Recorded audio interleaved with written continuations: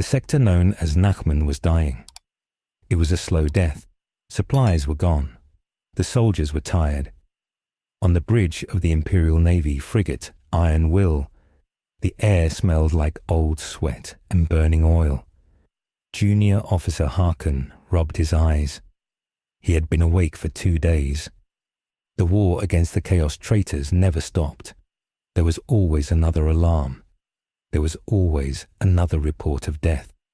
Harkin looked at his green radar screen. It showed the empty space near the planet Agradine. Agradine was a farm world.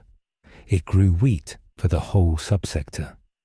If Agradine fell, 5 nearby planets would starve within a month. The Imperium could not afford to lose it, but the enemy was close. "Status report," Captain Kroll said. His voice was rough. He coughed into a handkerchief. It came away spotted with blood. The captain was sick, like everyone else. The medical supplies had run out weeks ago. "Nothing on sensors, sir," Harkin said. "Just debris." Then the universe blinked. It was not a sound. It was a feeling. The constant hum of the ship's engines went silent for 1 second. The lights flickered and died, then buzzed back on. The air pressure dropped. Harkin's ears popped. A wave of cold sickness washed over the crew. It felt like walking into a freezer. "Auspex contact," Harkin yelled. He forgot his fatigue.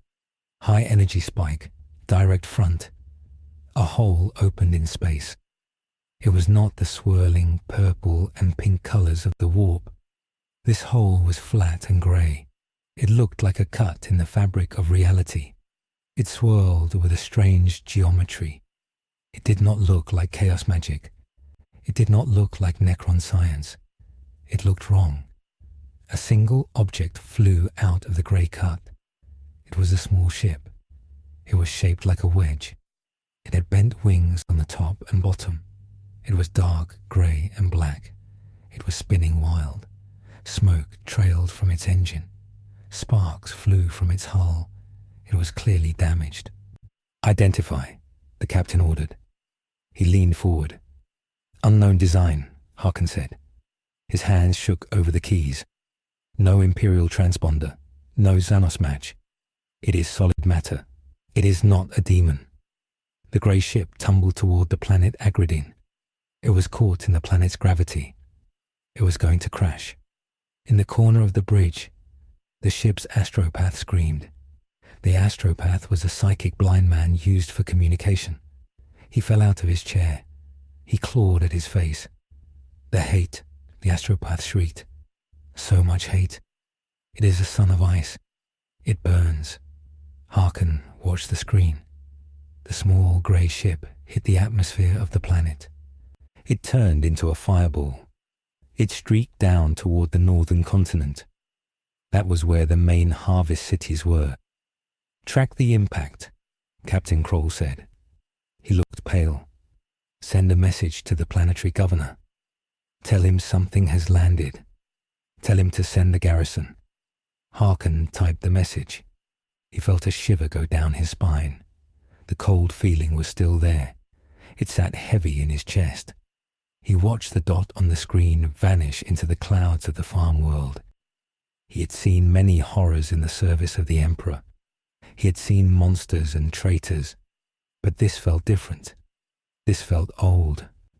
The crash site was 40 miles from the capital city. The dust from the impact would be seen for miles. Harkin logged the event. He did not know it yet, but the war for the sector had just changed. The supplies did not matter anymore. The fatigue did not matter. The man in the black armor had arrived. The smoke from the crash site rose like a black pillar against the grey sky.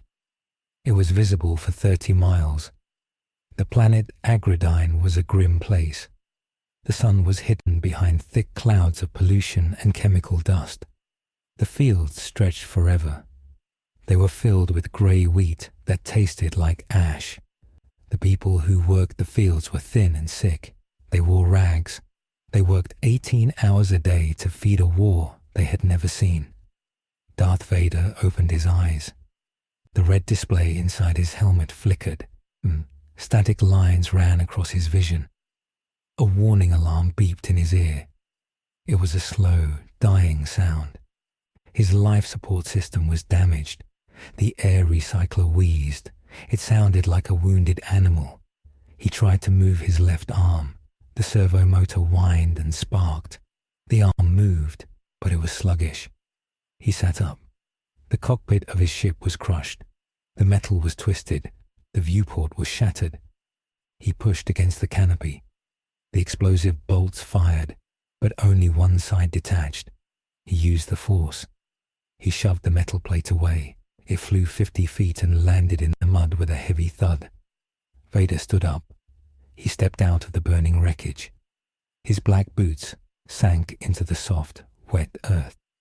The gravity here was slightly heavier than he was used to. It pulled at his cape. He took a breath. The respirator cycled. It was loud in the quiet field.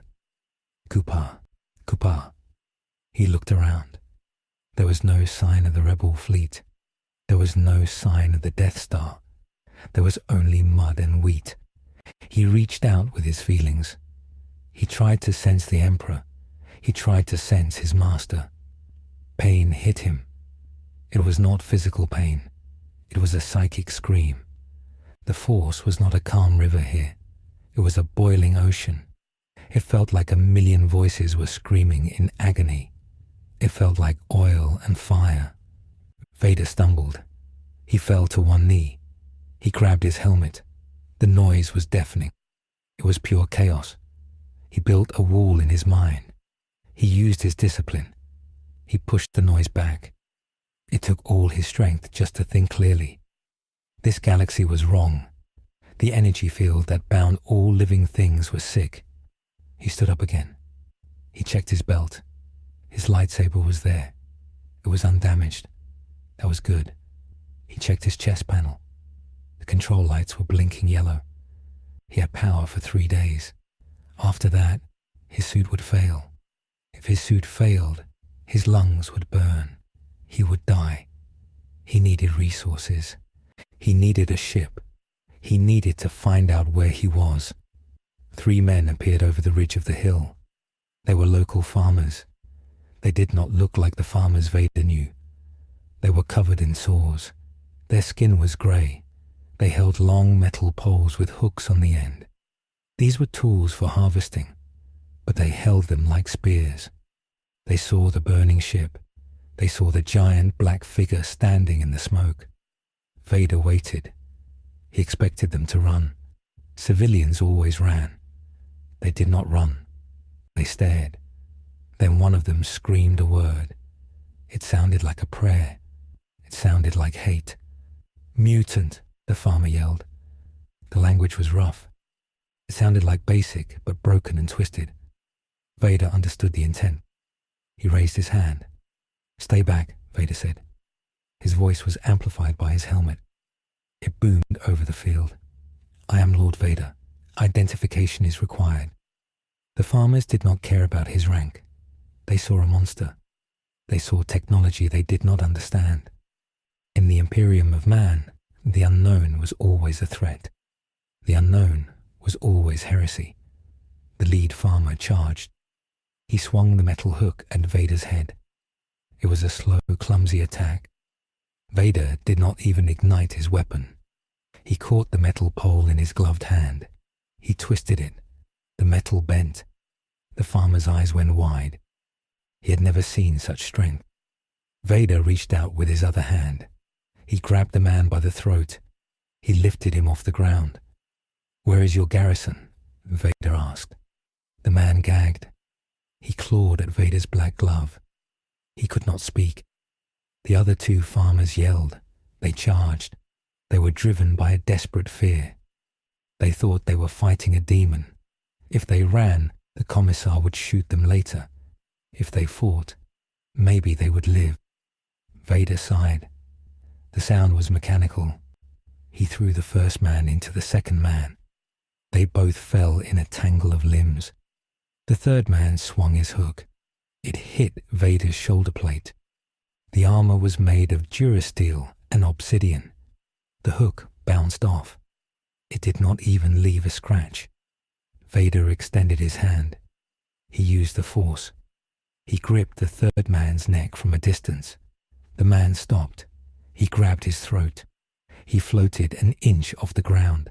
His legs kicked. Vader squeezed. There was a wet crunch. The man went limp. Vader dropped him. The other two men scrambled in the mud. They tried to crawl away. Vader stepped forward. He put his boot on the chest of the first farmer. "Speak," Vader ordered. "Who commands this system?" The farmer wept. He spat blood. "The Emperor," he cried. "The God Emperor protects." Vader paused. "Emperor. So there was an empire here. That was logical. But which emperor? Palpatine. Seemed unlikely. The technology was too primitive. The clothing was too crude. Where is the nearest outpost?" Vader asked. "North," the farmer sobbed. "High City. Please. Mercy." Vader removed his foot. He looked north. He saw faint lights in the distance. It was a city. That meant power. That meant communications. "Go," Vader said. The two surviving farmers scrambled up. They ran. They did not look back. They fell in the mud and got up and kept running. Vader watched them go. He did not kill them. They were messengers. They would tell their leaders that something had arrived. The leaders would come to him. It saved him the walk. Vader turned back to his ship. He needed to salvage parts. He opened the storage compartment. He took a repair kit. He took a localized survival beacon. He sat on a piece of the wing. He began to work on his chest panel. He had to calibrate the filters. The air on this planet was full of sulfur. It was clogging his intakes. He worked with the precision of a machine. He did not feel fear. He felt only cold purpose. He would repair his armor. He would conquer this world. He would find a way home. Governor Thaddeus Vane sat in his office. The room was cold. The stone walls were bare except for a large tapestry of a skull. The skull had a cog around it. Vane was a fat man. He wore a velvet coat that was stained with wine. He had not slept well in years. Being a planetary governor was a nightmare. The administratum demanded a tithe of wheat every year. The quota went up every year. The soil was dying. The workers were dying. If he missed the quota, the Imperial fleet would replace him. Replacing him meant execution. The door to his office opened. Commander Galt walked in. Galt was the head of the Planetary Defense Force. He was a tall man with a scarred face. He wore armor made of thick green fabric and metal plates. He looked tired. Everyone on Agradine looked tired. "Report," Vane said. He did not look up from his paperwork. "We have a situation in Sector 4, Galt said. His voice was clipped. "Military." "Rebels?" Vane asked. He rubbed his forehead. If it was rebels, he would have to hang another 100 workers. It was such a hassle. "No, Governor," Galt said. "Something fell from the sky. Tracking station says it was a ship. It crashed in the fields." "A transport?" Vane asked. Hope sparked in his chest. Maybe it was supplies. Maybe it was food. "Unlikely," Galt said. "It was small, fast. The local workers reported a contact. And they say a metal giant came out of the fire," Galt said. He hesitated. "They say it used sorcery. It killed a man without touching him." Vane stopped writing. The pen shook in his hand. Sorcery. That was the worst word in the language. Sorcery meant chaos. Sorcery meant the Inquisition would come. If the Inquisition came, they would burn the whole planet just to be safe. Vane felt sweat trickle down his back. "Are you sure?" Vane whispered. "Peasants are superstitious," Galt said. "It is probably just a Xenos raider, an orc in heavy armor, or maybe an Eldar pirate. They exaggerate." "Kill it," Vane said. He slammed his hand on the desk. "Take a platoon. Take a company. I don't care. Go out there and kill it. Burn the body. Bury the ship. Do not let word get off this planet. Do you understand? I need authorization for the heavy bolters, Gould said. And the chimeras. Take them, Vane screamed. Take everything. Just solve it. Gould saluted. He turned and left. Vane sat back in his chair. He reached for a bottle of Amasec. His hands were shaking so bad he almost dropped the glass. He drank it in one gulp. He looked at the skull on the wall. Protect me, he whispered to the Emperor. Let it be something simple. Let it be an orc. Please don't let it be the archenemy. Commander Gould rode in the lead chimera. The chimera was an armored troop transport. It was old. The engine rattled. The treads squeaked. It smelled of exhaust and unwashed bodies. Inside, 12 soldiers sat on benches. They held their laser guns tight. They looked nervous. They had heard the rumors. A giant. A demon. Gould looked at his men. They were not Space Marines. They were not even Imperial Guard. They were PDF. They were local boys and girls drafted to protect the wheat. Their armor was flak vests. Their guns were mass-produced las rifles. They were good at shooting rioting workers. They were not ready for a real war. Check your power packs, Gould ordered. His voice was calm. He had to be calm. If he showed fear, they would break.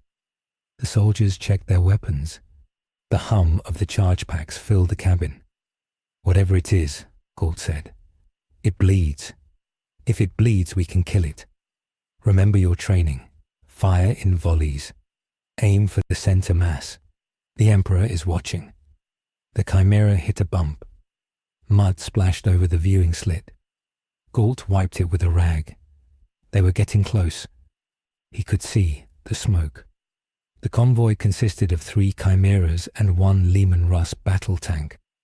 The tank was the pride of the regiment. It had a battle cannon.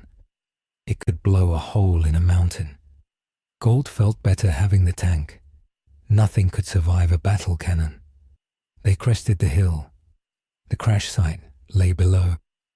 The fire had died down, but the metal was still glowing. Gould saw the figure. It was sitting on the wing of the broken ship. It was black, all black. It looked like a statue carved from midnight. It was tinkering with something on its chest. As the tanks rolled over the hill, the figure stopped. It looked up. The helmet had a face like a skull. The eyes were black lenses. The mouth was a triangular grill. It did not look like any Xenos Gould had seen in the recognition charts. It did not look like an orc. It was too thin. It did not look like an Eldar. It was too broad. It looked human, but not human. Deploy, Gould ordered. The ramp of the chimera dropped. The soldiers ran out, their boots squelched in the mud. They formed a firing line. Gould jumped out. He drew his bolt pistol. He drew his chainsword. The chainsword roared to life. Its teeth spun in a blur. The other 2 chimeras unloaded their troops. 50 soldiers stood in the mud. The Lehman Russ tank rotated its turret. The massive cannon aimed at the black figure. The figure stood up. It was tall, taller than Gould. It wore a cape that did not move in the wind. It stood perfectly still. Attention, Gould shouted. He used his command voice. I am Commander Gould of the Agradine Defense Force. You are in violation of Imperial airspace. You are an unsanctioned entity. Identify yourself and surrender. The figure did not raise its hands. It did not kneel. It took a step forward. I am commander of the Imperial fleet, the figure said. Its voice was deep. It boomed from the helmet. It sounded like a machine trying to imitate a man. Your authority is unrecognized. Lower your weapons. Imperial fleet. Gould frowned. The voice spoke High Gothic, but the accent was ancient. It sounded like the recordings from the darker times, but the uniform was wrong. There was no aquila. There was no seal of the administratum. You carry no seal, Galt shouted. "You are a liar. Kneel or be destroyed." The figure tilted its head. "I do not kneel." Galt felt a chill. The arrogance was absolute. This was not a confused pilot. This was a warrior. But Galt had his orders. "Fire!" Galt screamed. 50 laser guns fired at once. The air filled with red beams of light. The lasers hit the black figure. Galt expected the figure to fall. He expected the armor to melt. The figure did not fall. The lasers hit the black armor and dissipated. The armor was coated in something that absorbed the energy. Smoke rose from the figure's chest, but the plating held. The figure raised one hand. A red blade ignited. It was a beam of pure plasma. It hummed with a violent energy. It was not like a power sword. It was raw light contained in a magnetic field. The figure moved. It was fast. It was terrifyingly fast. One moment it was 20 meters away. The next it was 10. "Tank! Fire!" Galt screamed. The Leman Russ fired. The cannon boomed.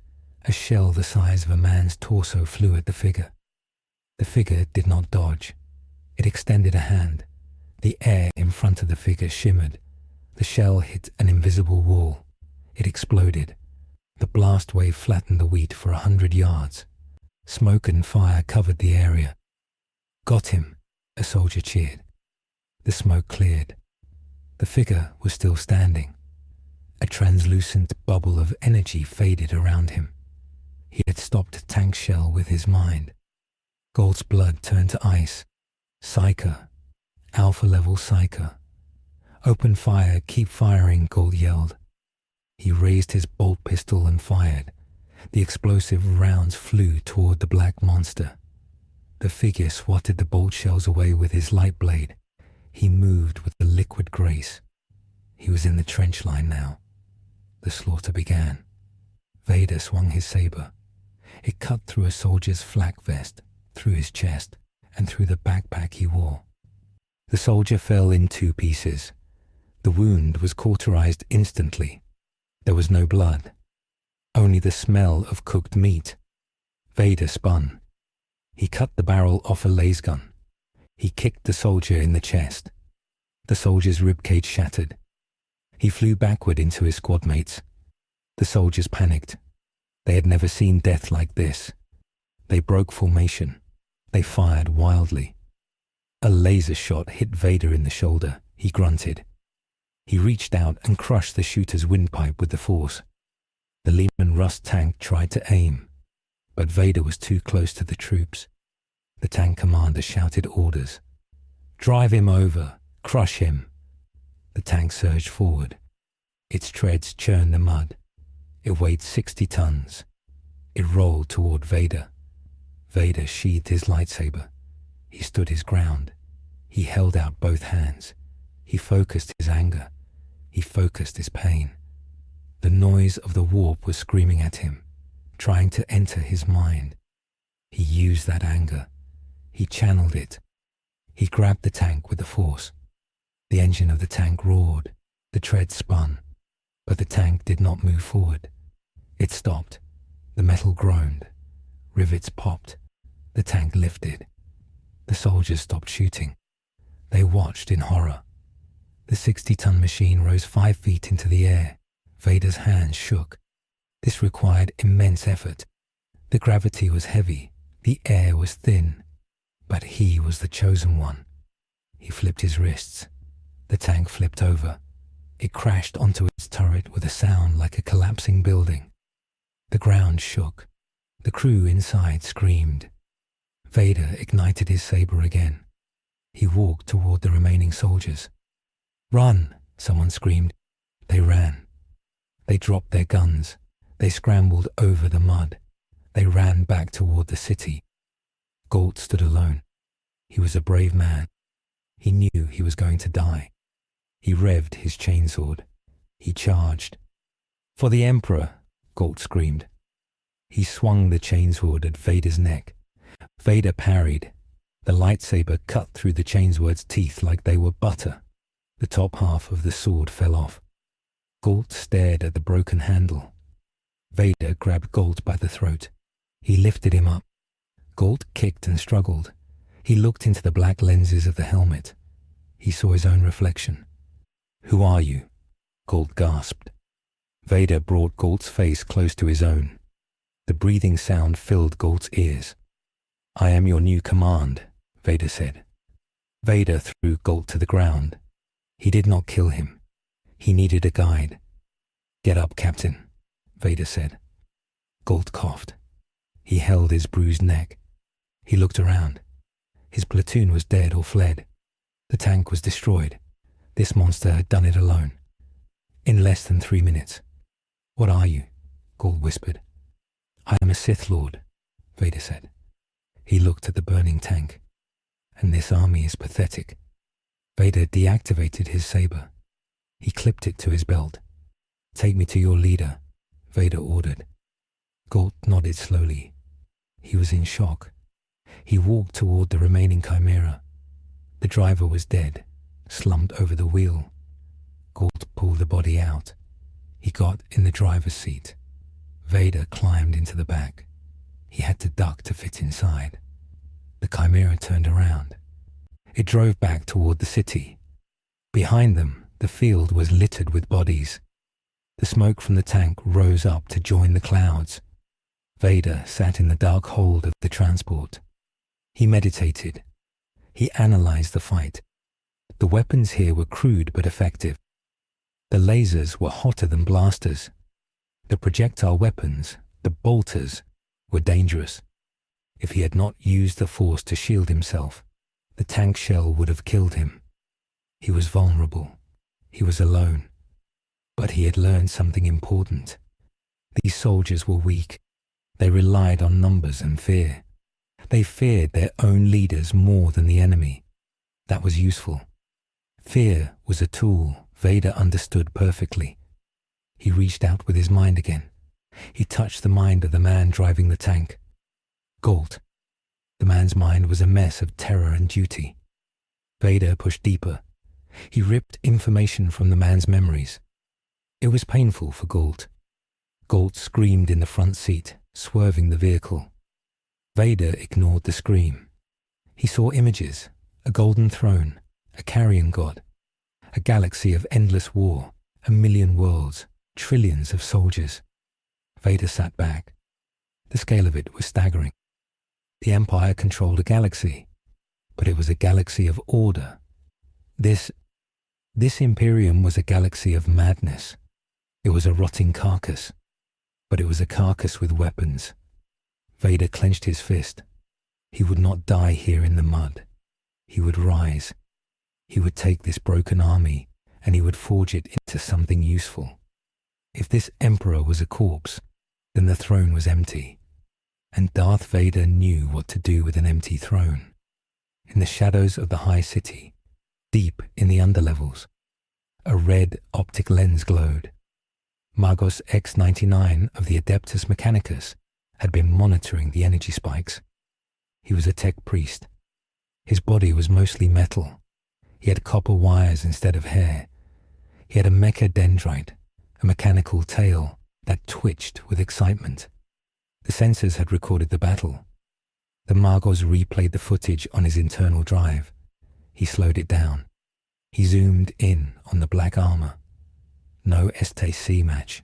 The mouse chattered in binary. Unknown alloy. Unknown energy source. He paused the video at the moment Vader stopped the tank shell. Telekinesis or gravitational manipulation technology. The Magos did not care about the dead soldiers. Flesh was weak. Flesh was replaceable. But the machine that had fallen from the sky, was unique.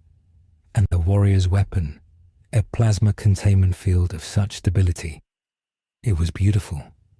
The Magos sent a coded burst transmission. It was directed to the nearest forge world. It was a request for retrieval. Target identified. The Magos clicked. Priority Alpha. Omnissiah be praised. He began the rituals of awakening for his combat servitors. He would not let the PDF destroy such a prize. He would dissect the Black Warrior. He would take the armor apart. He would learn its secrets. The Magos moved out of the shadows. His metal feet clanked on the rusty floor. The game had begun. The Imperium was slow to react, but the machine cult was always hungry. The Chimera reached the city gates. The guards saw Commander Galt driving. They saw the damage to the vehicle. They opened the gates. They did not see the figure in the back. Galt drove straight to the governor's palace. It was a large fortress made of black stone. Banners hung from the walls. They showed the Imperial Aquila, the two-headed eagle. Vader sensed the presence of the leader inside. He sensed fear. It was a pungent, sour smell in the Force. "Stop here," Vader said. Galt stopped the vehicle in the courtyard. Soldiers ran out to meet them. They aimed their weapons. "Stand down," Galt yelled. His voice was cracked. "Do not fire." The back ramp lowered. Vader stepped out. The courtyard went silent. The rain had started to fall. It sizzled on Vader's lightsaber hilt. He looked at the palace. He looked at the eagle banners. The architecture was heavy, Gothic, oppressive. It reminded him of the ancient Sith temples on Korriban. He felt a strange kinship with this place. It was a monument to power. Governor Vane appeared on the balcony above. He was surrounded by guards. He looked down at the Black Knight. "What is this?" Vane shouted. "Galt, what have you brought to my house?" "I have brought you a choice," Vader said. He did not shout, but his voice carried to the balcony clearly. Vane trembled. "Who are you?" Vader raised his hand. He made a pinching motion. On the balcony, 50 feet up, Governor Vane grabbed his throat. His eyes bulged. He was lifted off his feet. He dangled in the air, kicking at nothing. The guards gasped. They backed away. They did not know what to do. "You have failed this planet," Vader said. "Your troops are undisciplined. Your defenses are weak. You hide in your tower while your world rots." Vader closed his fist. There was a loud crack. Vane's neck snapped. His body went limp. Vader released him. The governor fell 50 feet. He landed on the cobblestones of the courtyard with a wet thud. The soldiers raised their guns. They were terrified. They looked at Galt. "Do not shoot," Galt screamed. He threw himself in front of Vader. "He is the new governor. He is sent by the Emperor." It was a lie, but it was a lie they wanted to believe. They looked at the dead governor. They looked at the black giant. They lowered their guns. In the Imperium, might makes right. If he could kill the governor with a thought, he was the master. Vader walked past Galt. He walked toward the palace doors. The guards parted to let him through. "Secure the city," Vader said to Galt without looking back. "Prepare a long-range transmitter. I have a broadcast to make." "Yes, my lord," Galt whispered. He fell to his knees in the rain. Vader entered the palace. The heavy doors closed behind him. He was in control now. He had a base. He had an army. Now he had to prepare for the inevitable counterattack, because in this universe, nothing went unnoticed for long. And he just made a very loud noise. The red light on Vader's chest panel blinked faster. It was a rhythm of death. He had 18 hours of oxygen left. The filters were clogged with the heavy chemical dust of agridine. Every breath was a struggle. It felt like breathing through a wet wool blanket. Vader sat on the throne of the dead governor. The throne was made of cold stone and gold. It was too big for a normal man, but it fit Vader. The great hall was dark. The only light came from flickering candles made of animal fat. The smell was terrible. It smelled of old incense and rotting meat. Commander Galt stood at the bottom of the steps. He looked worse than before. His eyes were red rims. He had not slept. He held a data slate in his shaking hands. The tech priest is here, Gold said. He sounded afraid. He is from the local shrine. He says he needs to bless the machine before he touches it. Send him in, Vader rasped. The doors opened. A man in red robes walked in. He was bent over. He had a metal arm and a metal eye. He carried a staff with a gear on top. He swung a censer that smoked with incense. He chanted in a low, buzzing voice. He stopped in front of Vader. He looked at the black armor. He looked at the chest panel. Abomination, the tech priest said. The machine spirit is silent. This is not the work of the Omnissiah. It is Xenos filth. Vader leaned forward. The leather of his suit creaked. Fix it, Vader said. The priest shook his head. I cannot. It is heresy. It has no connection ports. It has no holy oils. It must be purged. Vader extended his hand. The priest grabbed his throat. The staff fell to the floor with a clang.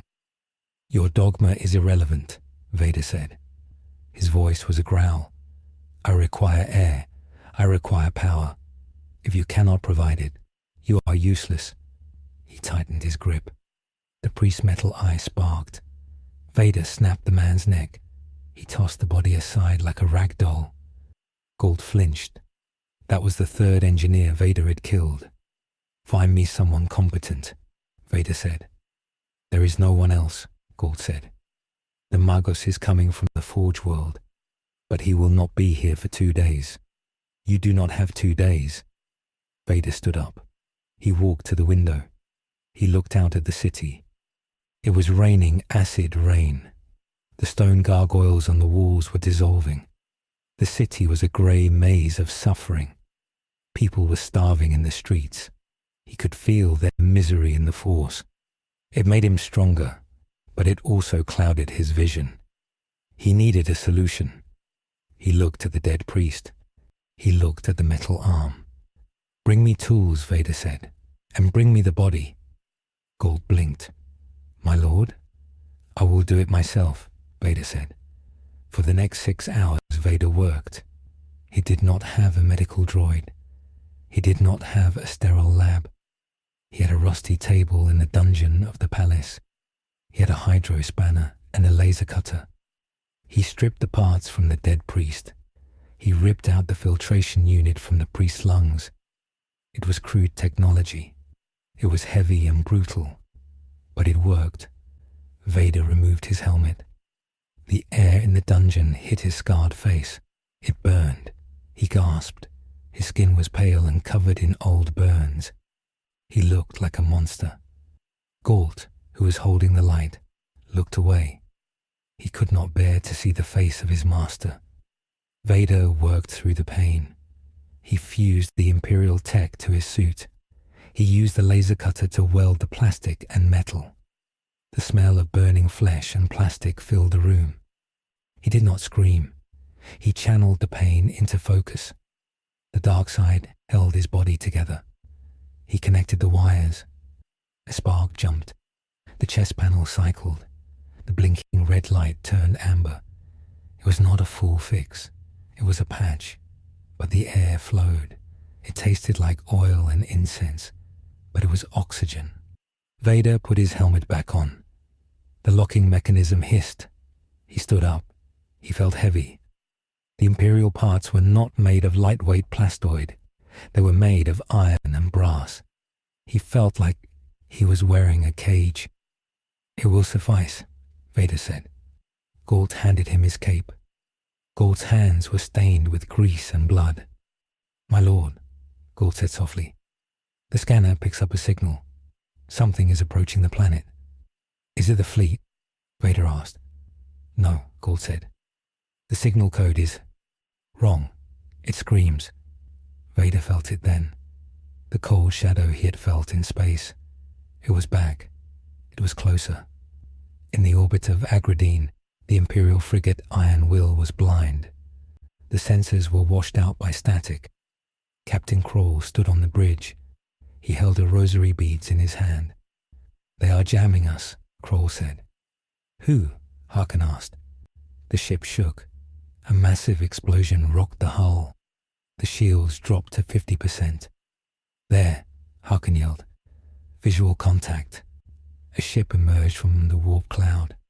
It was huge. It was shaped like a dagger. It was covered in spikes and chains. The hull was the color of dried blood. Symbols of chaos were painted on the side in white bone. It was a cruiser of the archenemy, the Chaos Space Marines. They are launching drop pods, Harkin screamed. They are bypassing us. They are going for the planet. They want the prize, Kroll said. He realized it then. The thing that fell from the sky. They want it. Open fire, Kroll ordered. All batteries. The Iron Will fired its macro cannons. The shells flew across the void. They hit the void shields of the Chaos Cruiser. Blue light flared.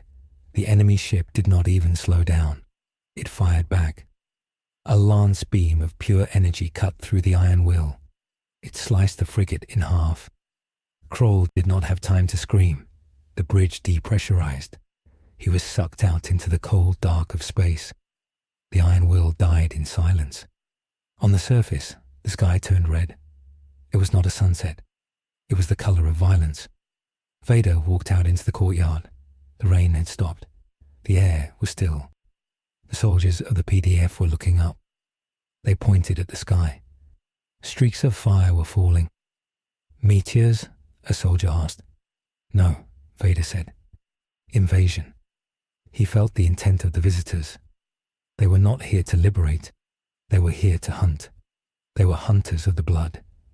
The drop pods hit the city. They did not land softly. They crashed into buildings. They crushed homes. Dust and debris exploded outward. The first pod landed in the market square, 3 streets away. The doors blasted open. Vader watched from the palace steps. He did not run. He analyzed. From the smoke, giants emerged. They were bigger than Vader. They wore power armor of deep crimson and brass. The shoulders were rimmed with skulls. They carried chain axes that roared like beasts. They carried bolters that fired explosive rockets. Blood for the blood god, they roared. The sound was not human. It was a sound that made normal men go mad. The civilians in the market screamed. The slaughter began. The red giants did not just kill. They butchered. They moved with a speed that defied their size. Galt ran up to Vader. He was putting on his helmet. Traitors, Galt yelled. Heretic Astartes. World eaters. We are dead. We are all dead. Silence, Vader ordered. He ignited his lightsaber. The red blade hummed. It was the same color as the enemy armor. Rally your men, Vader said. Form a defensive line at the palace gate. Do not engage them in melee. They are stronger than you. But there are so many, Galt cried. Vader grabbed Galt's shoulder. The metal fingers dug into the flak vest. They are arrogant, Vader said. They are mindless beasts. Beasts can be trapped. Go. Galt ran. He blew his whistle. PDF. To the gate. To the gate. Vader stayed on the steps. He waited. He needed to see their leader. Every pack had an alpha. A second drop pod crashed into the courtyard itself. It plowed through the stone fountain. The doors blew off. 5 Chaos Marines stepped out. They saw the PDF soldiers. They laughed. It was a wet, gurgling sound. They raised their bolters. Explosive rounds tore through the air. Soldiers exploded. Flak armor did nothing. Limbs flew. The morale of the defenders broke instantly. They started to retreat. Hold! Vader's voice boomed over the noise of the battle. It was amplified by the Force. It struck fear into the hearts of the men, a fear greater than the enemy.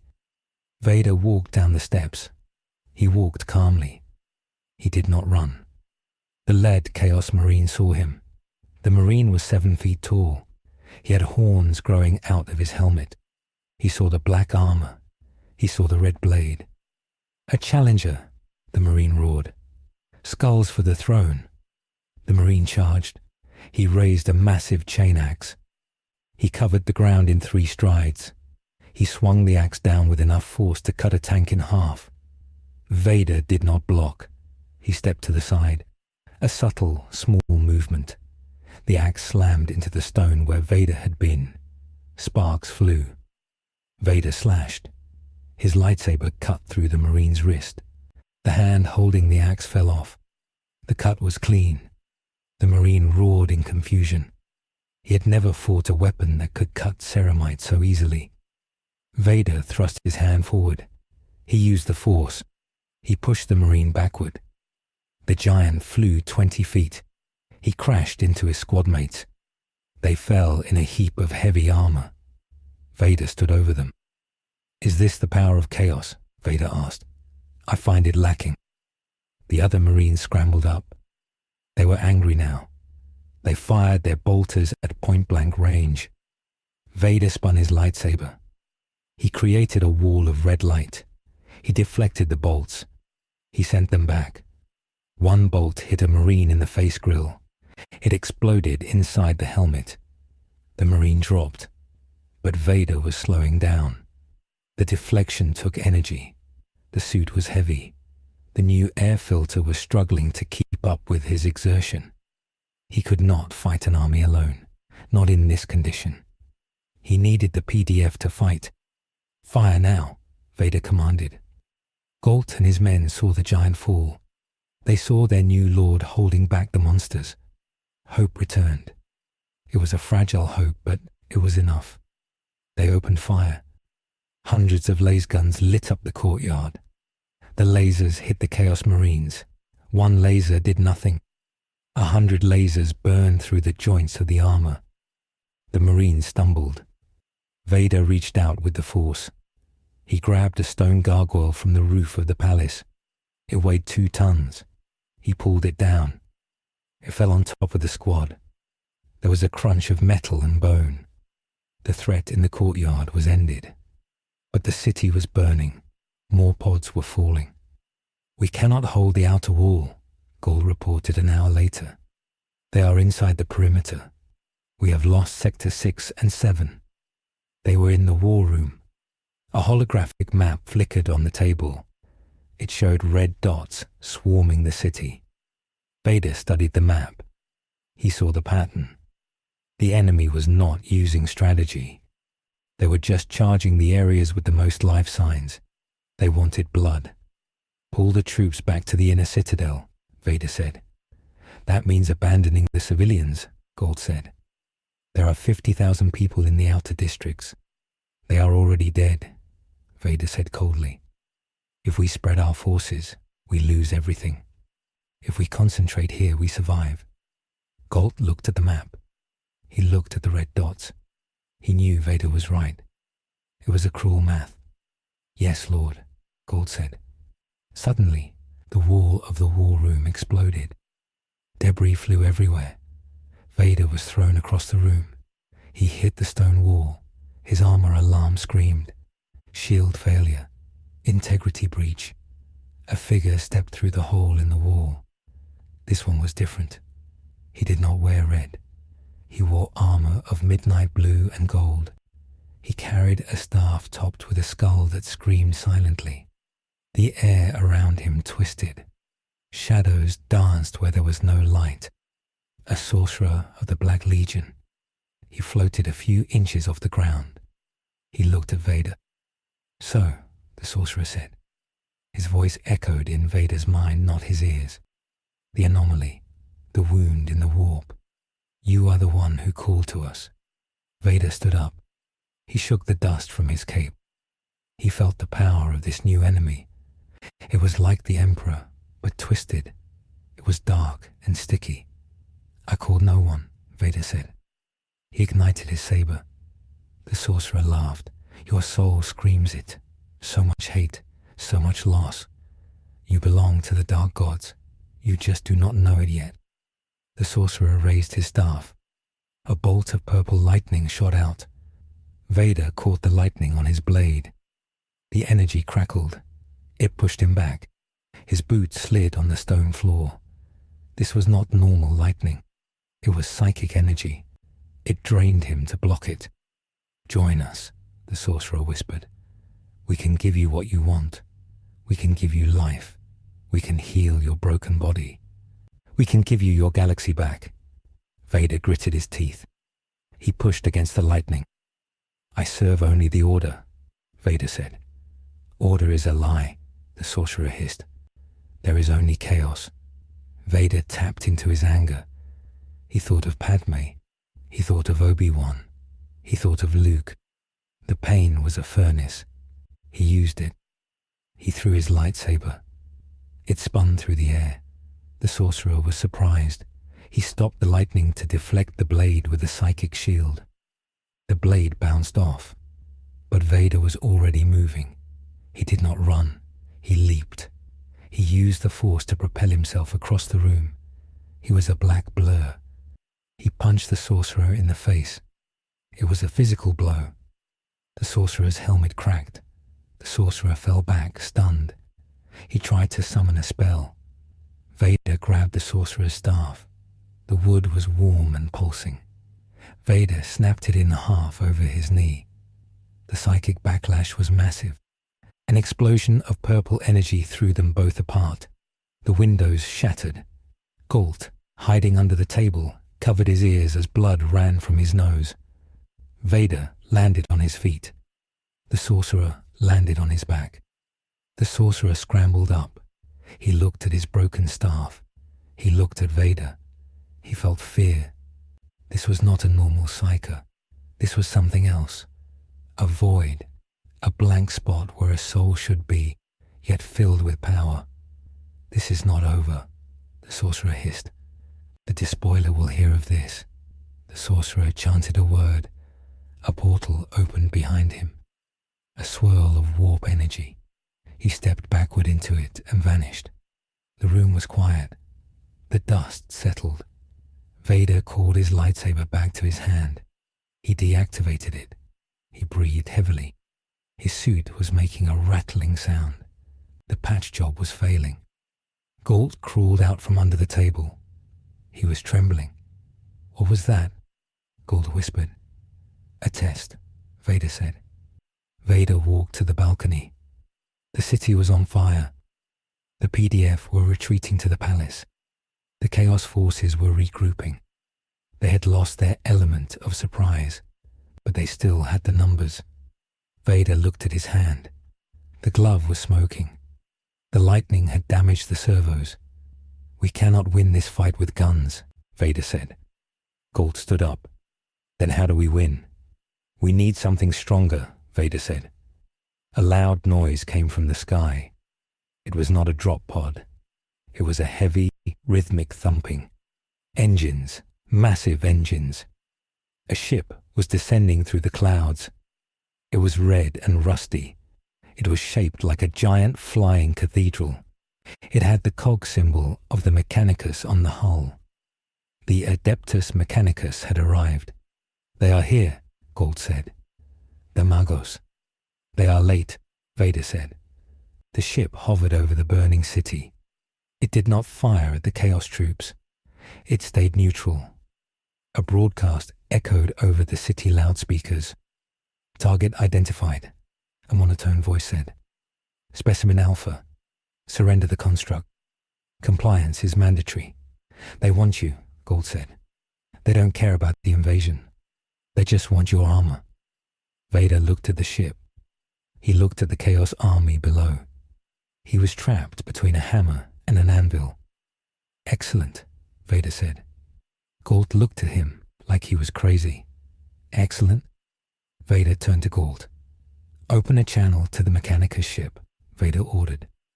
"What do I say?" Galt asked. "Tell them I accept their terms," Vader said. "Tell them I have technology from the age of technology. Tell them I have the STC for a hypermatter reactor." Galt's jaw dropped. "You have an STC, the holy grail of technology." Vader did not know what an STC was, but he knew what greed looked like. He had seen it in Watto. He had seen it in the Trade Federation. "Just tell them," Vader said. "Tell them it is theirs." But first, they must remove the pest from my courtyard. Gault ran to the comms console. Vader watched the red ship. He knew the risks. If he gave them the tech, they might kill him anyway. But he was a Sith. He dealt in absolutes, and he dealt in betrayal. He would use the machine men to kill the Chaos men. And then, when he was strong again, he would deal with the survivors. The Mechanicus ship rotated. Its weapon ports opened. They were not aiming at the palace. They were aiming at the Chaos lines. The deal was accepted. Vader watched as beams of pure neutron energy swept the streets. The Chaos Marines, who had slaughtered the PDF so easily, were vaporized. The raw power of the Mechanicus was unleashed. It was a display of efficiency. It lacked the passion of the Sith, but it had a cold beauty. Vader felt a shift in the Force. The immediate danger was passing, but a new chain had been forged. He was now bound to the machine cult. He turned back to the dark room. He needed to meditate. He needed to prepare.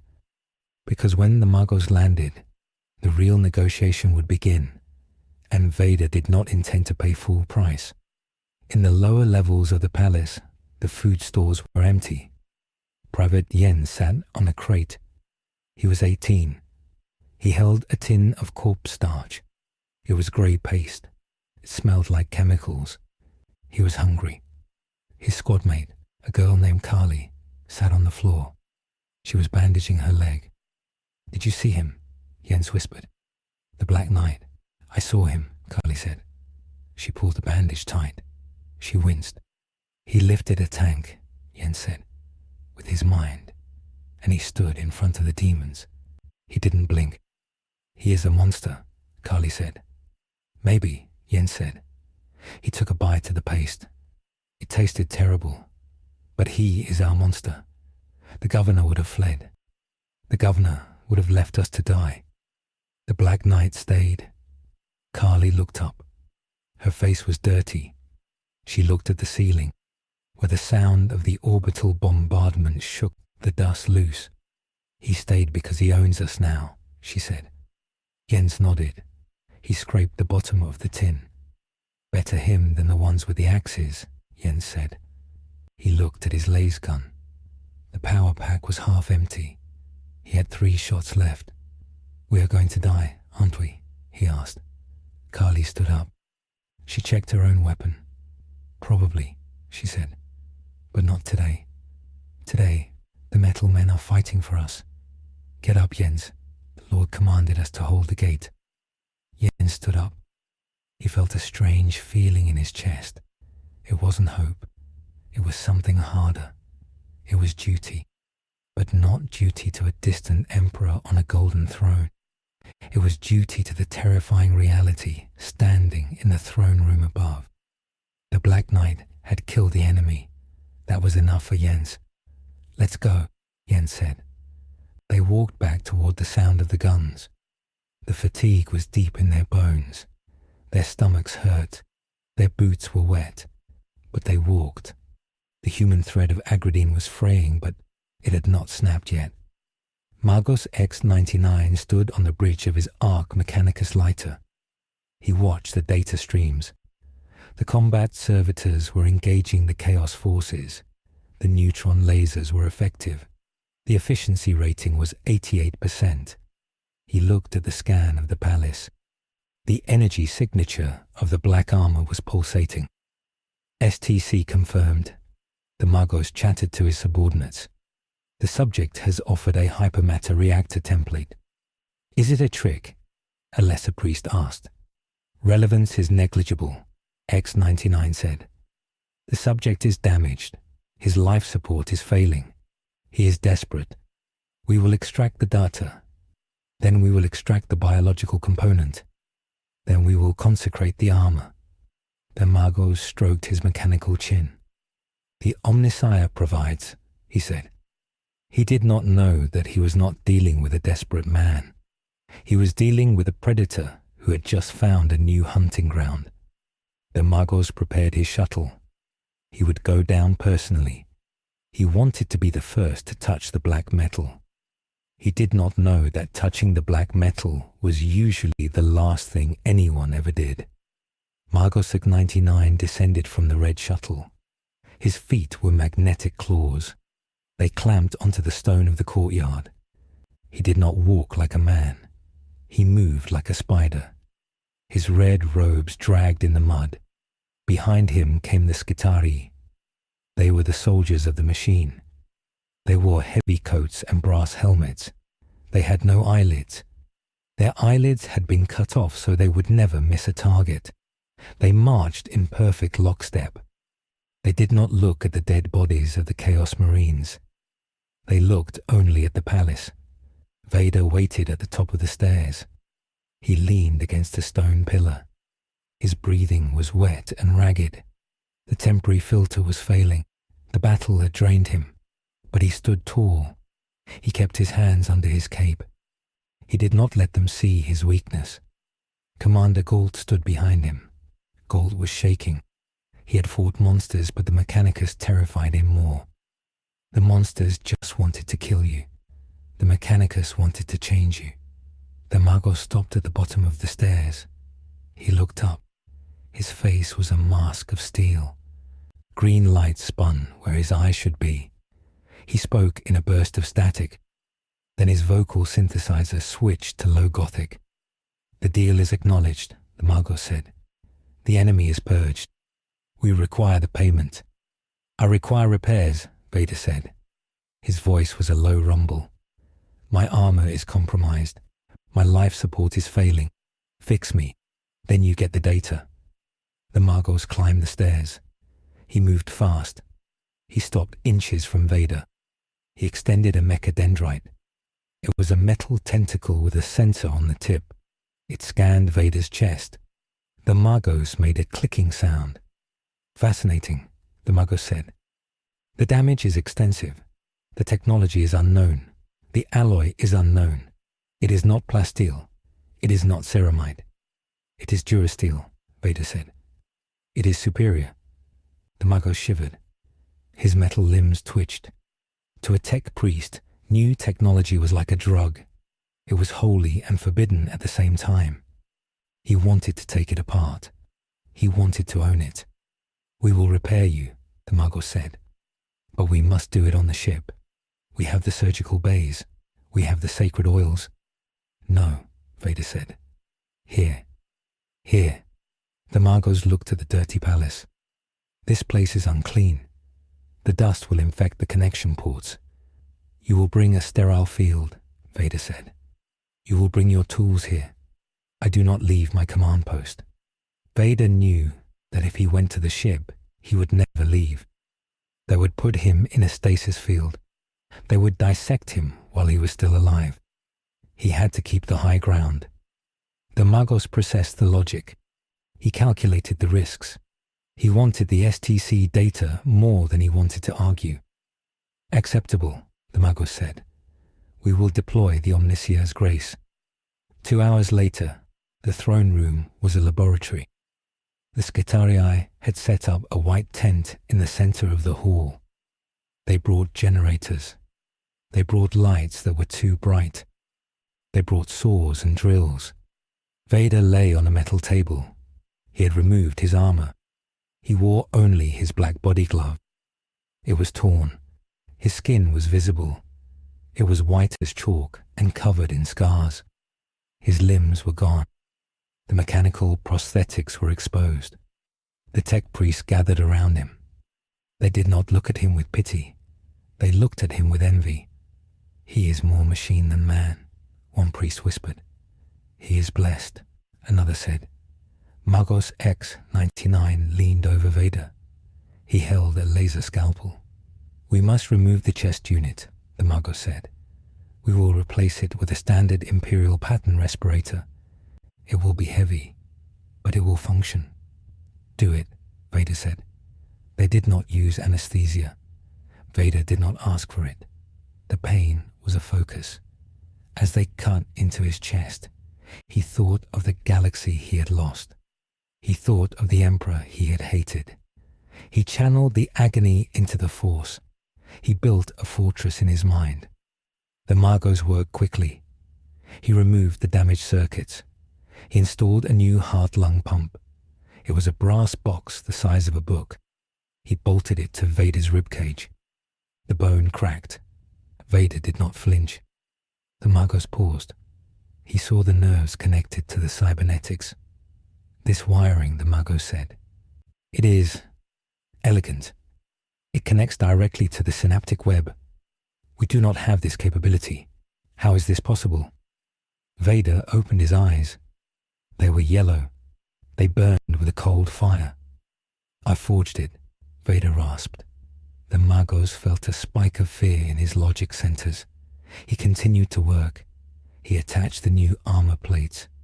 He did not have durasteel. He used adamantium. It was the strongest metal in the Imperium. It was heavier than what Vader was used to. While he worked, the Magos had a secret objective. He inserted a small chip into the base of Vader's neck. It was a Cortex controller. It was a slave chip. It was standard procedure for servitors. The Magos did not trust this stranger. He would fix him, but he would also own him. If Vader tried to betray them, the Magos would press a button. The chip would fry Vader's brain. Vader felt the chip enter his spine. He felt the cold metal settle against his nerves. He knew exactly what it was. He said nothing. He let them finish. The surgery took 12 hours. Outside, the night fell. The rain turned to snow. The temperature dropped. The civilians in the city huddled around fires made of furniture. They cooked rats. They waited for the next disaster. When the Magos was done, Vader sat up. He was different. He was bigger. The adamantium armor added 3 inches to his height. The chest panel was boxy and industrial. It hummed with a loud mechanical rhythm. The breathing sound was deeper. It sounded like a blast furnace. Vader stood. The metal table creaked. He flexed his new hand. The servos whined. The grip was strong enough to crush a diamond. Diagnostic complete, the Magos said. All systems green. The integration is successful. You are now part of the machine cult's legacy. Vader looked at the Magos. He reached for his helmet. He put it on. The seal hissed. The world turned red again. The data stream was faster. The new sensors were sharp. Now, the Magos said, the payment, the STC. Vader turned to face the Magos. He towered over the Spider-Man. The data is in the ship, Vader lied. My navigation computer. The Magos signaled his troops. 2 Skitarii moved to block the door. We have searched your ship, the Magos said. The computer is destroyed. The memory core is slag. You are lying. The Magos pulled a remote from his robe. It had a single red button. I anticipated this, the Magos said.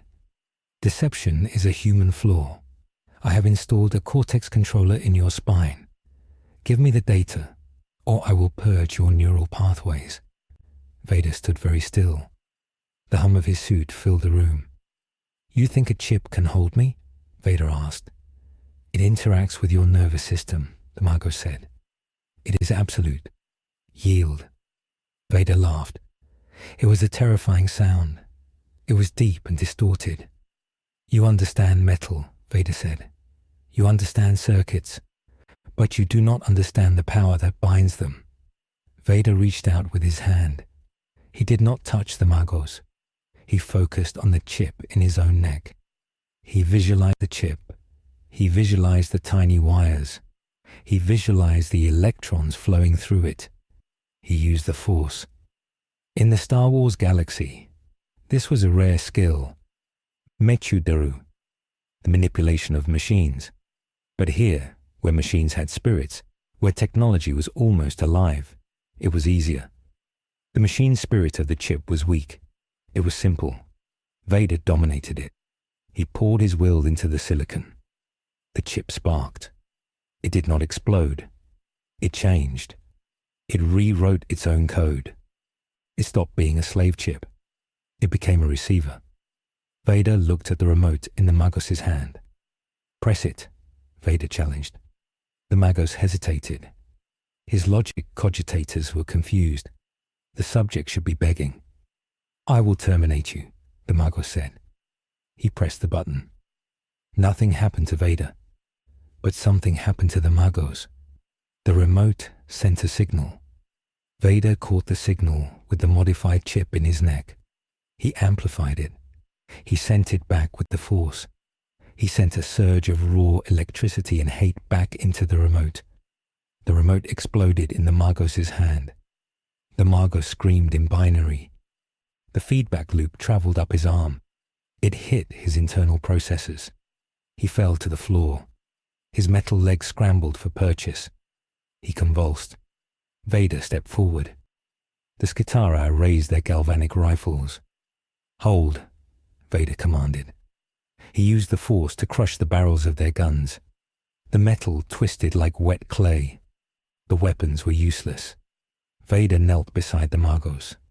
He grabbed the tech priest by the metal collar. He lifted him up. "You wanted the data?" Vader asked. "You wanted the secret of the energy?" Vader placed his other hand on the Magos' forehead. He forced a connection. He showed the Magos a vision. He did not show him a schematic. He showed him the Death Star. He showed him a moon-sized station. He showed him the Kyber crystals. He showed him a laser that could crack a planet. He showed him the pure, unbridled power of the Empire. The Magos' mind could not handle it. It was too much. It was beautiful. It was terrible. It was the Omnissiah made manifest. "The STC," the Magos babbled. "The God Machine. It is real. I am the architect," Vader whispered. "I am the source. If you kill me, the knowledge dies. If you serve me, I will build it for you." The Magos stopped struggling. His logic centers realigned. The variable had changed. This was not a prisoner. This was a prophet. To kill the prophet was to destroy the holy knowledge. "Command override," the Magos stuttered. "Protocol Omega. I serve." Vader dropped him. The Magos hit the floor with a clang. The Skitari lowered their broken weapons. They were linked to the Magos. If he submitted, they submitted. Vader stood up. He smoothed his cape. The new armor felt good. It was solid. "Get up," Vader said. "We have work to do." The Magos rose. He bowed. It was a stiff, mechanical bow. "What is your command, Lord?" the Magos asked. "Your ship," Vader said. "Does it have a manufactorum?" "It is a light arc," the Magos said. "It has a forge. It can produce ammunition, armor, light vehicles." "Good," Vader said. "You will begin production. I need walkers. I need heavy transports. And I need you to modify the weapons of the PDF. Modify. Their flashlights are useless," Vader said. "Increase the output. Remove the safety limiters. That will reduce the weapon lifespan," the Magos warned. "The machine spirits will be angered." "Do it," Vader ordered. "I do not care if the guns melt after 1,000 shots. I need them to kill now." "Yes, Lord." Vader walked to the window. He looked out at the city. The snow was covering the ruins. The fires were dying down. He had secured his base. He had secured his resources. Now he had to deal with the people. In the barracks below, the mood was grim. Private Jens sat on his bunk. He was cleaning his laser gun. The barrel was warped from the heat of the battle. He tried to straighten it, but it was no use. The door opened. Commander Gault walked in. He looked different. He stood straighter. He had a new pistol on his belt. It was a bolt pistol, taken from a dead Chaos Marine. It was too big for him, but he wore it anyway. "Listen up," Gault shouted. The soldiers stood up. They were tired. Their uniforms were rags. "We have new orders," Gault said. "The Mechanicus are our allies. They are bringing supplies. They are bringing food packs." "Food?" Carly asked. "Real food?" "Nutrient paste," Gault said. But it has calories, and they are upgrading our gear. Jens looked at his warped gun. They are going to fix the guns. Better, Galt said. They are going to overcharge them. Galt walked down the line. He looked at his soldiers. We survived the invasion, Galt said. But the war is not over. The Lord Vader says the enemy will return. They will bring more than drop pods next time. Who is he? Jens asked quietly. Is he a space marine? No, Galt said.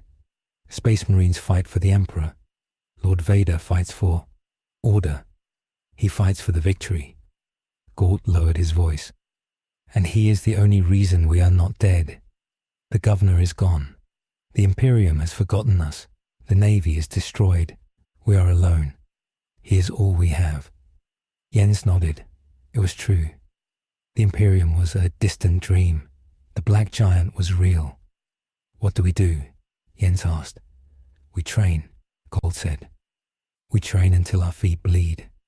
Because when the sky opens again, we have to be ready.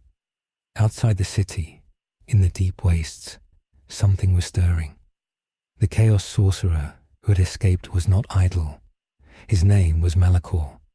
He was a sorcerer of the Word-Bearers. He was a fanatic. He stood in a cave deep in the mountains. He had drawn a circle on the floor in blood. He had sacrificed the farmers who lived in the hills. Their bodies lay in a heap. Malachor chanted. He was not summoning a demon. He was summoning a signal. He spoke into the warp. He spoke to the despoiler's fleet. We have found a prize, Malachor whispered into the void. A soul of pure iron. A warrior who denies the gods. He has broken the laws of physics. He has tamed the machine cult. The warp whispered back. Voices giggled and screamed. Bring him to us, the voices said. I cannot, Malachor said. He is too strong. He has the strength of a Primarch, but he is not one of the brothers. Then break him, the voices said. Open the rift. Let the Neverborn feed. Malachor smiled. His teeth were filed to points. I will open the gate, he said. He raised his dagger. He plunged it into his own chest. He carved a symbol into his flesh. The pain was exquisite. The warp responded. Above the planet Agradine, the clouds began to swirl. They turned purple. Lightning that was not lightning struck the mountains. The wind began to howl. It sounded like 1 billion flies buzzing. In the palace, Vader felt it. He was in the war room with the Magos. They were looking at schematics for a modified AT-AT walker, adapted from Imperial hauling striders. Vader stopped. He gripped the edge of the table. The metal bent under his fingers. Lord? The Magos asked. He is here, Vader said. Who? The ripple, Vader said. The disturbance. Vader looked up. He could see through the stone roof with his mind's eye. He could see the storm gathering. This was not a raid. The first attack was a probe. This was the real invasion. The barrier between reality and the hell dimension was thinning. How long until the walkers are ready? Vader asked. 3 days, the Magos said. The forges are cold. They need to heat up. You have 1 day, Vader said. Impossible. Nothing is impossible, Vader said. Push the reactors. Override the safety protocols. If the foundry explodes, so be it.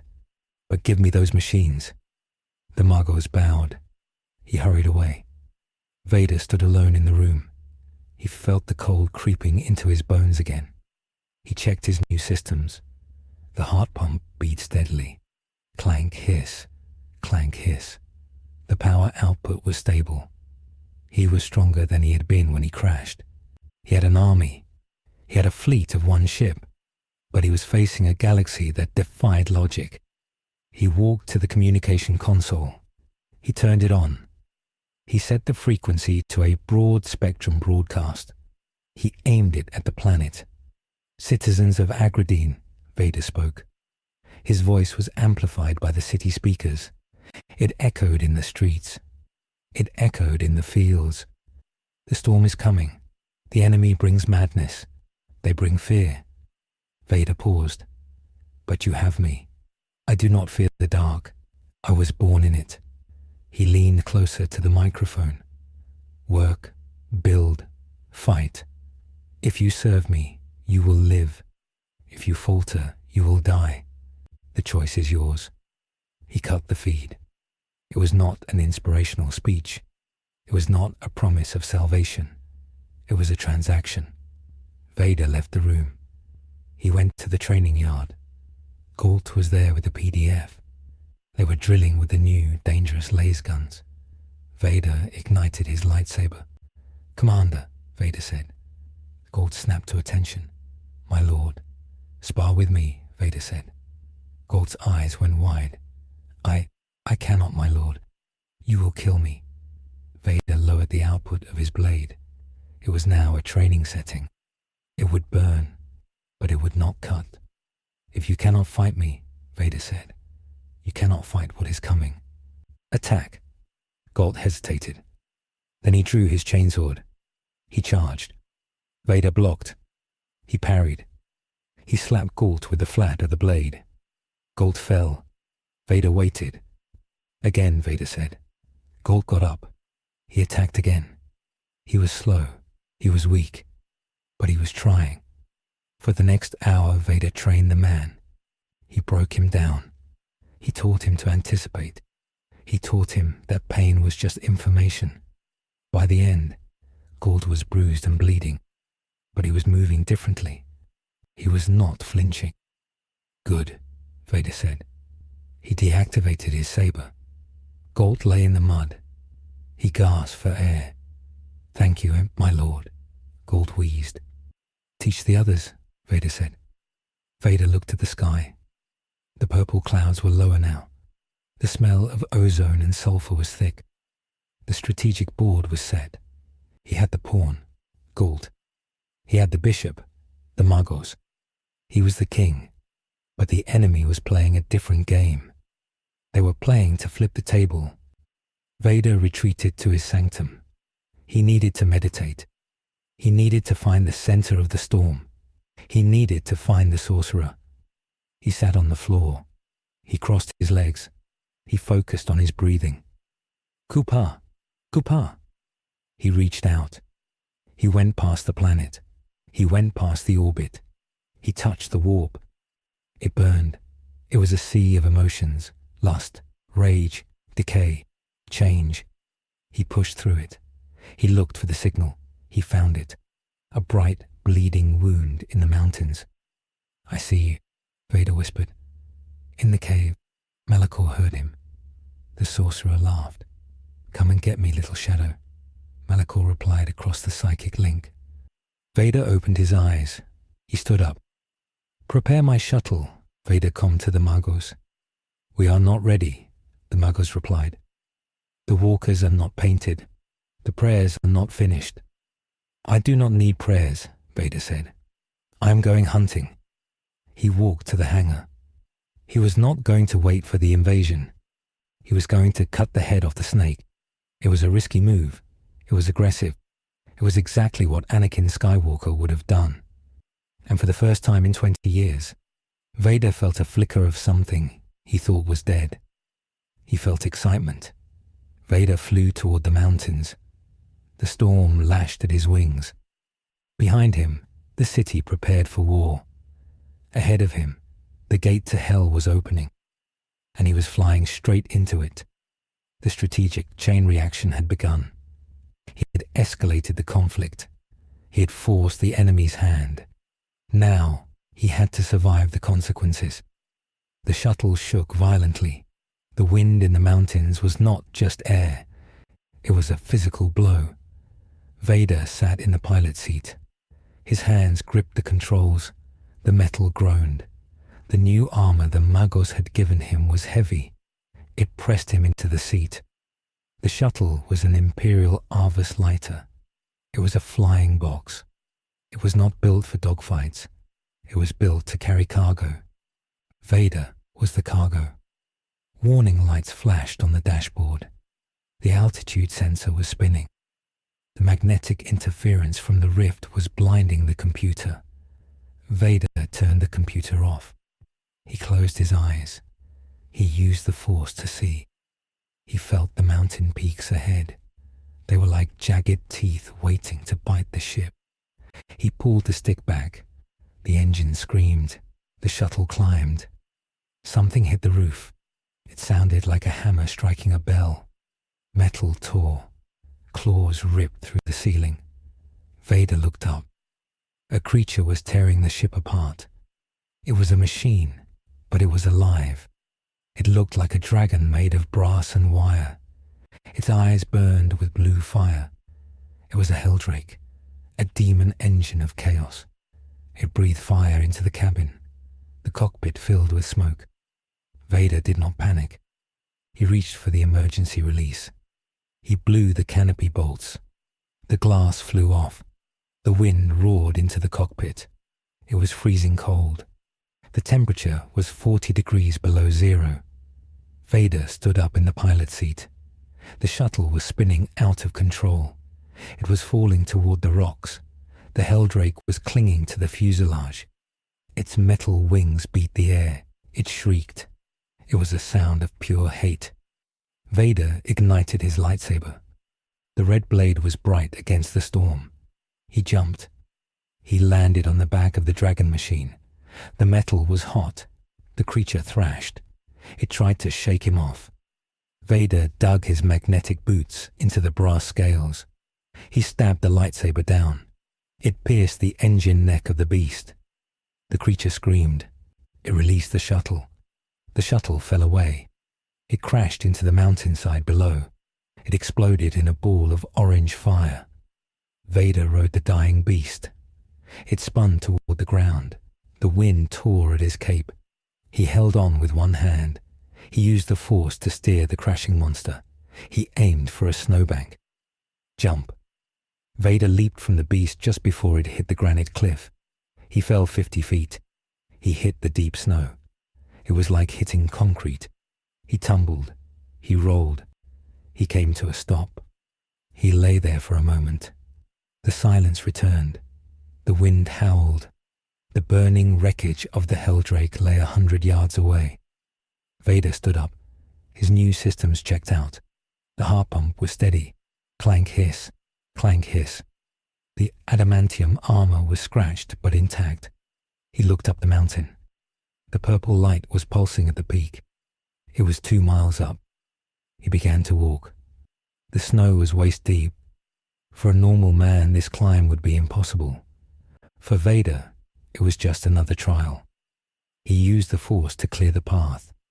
He pushed the snow aside with his mind. He created a trench. He walked in the trench.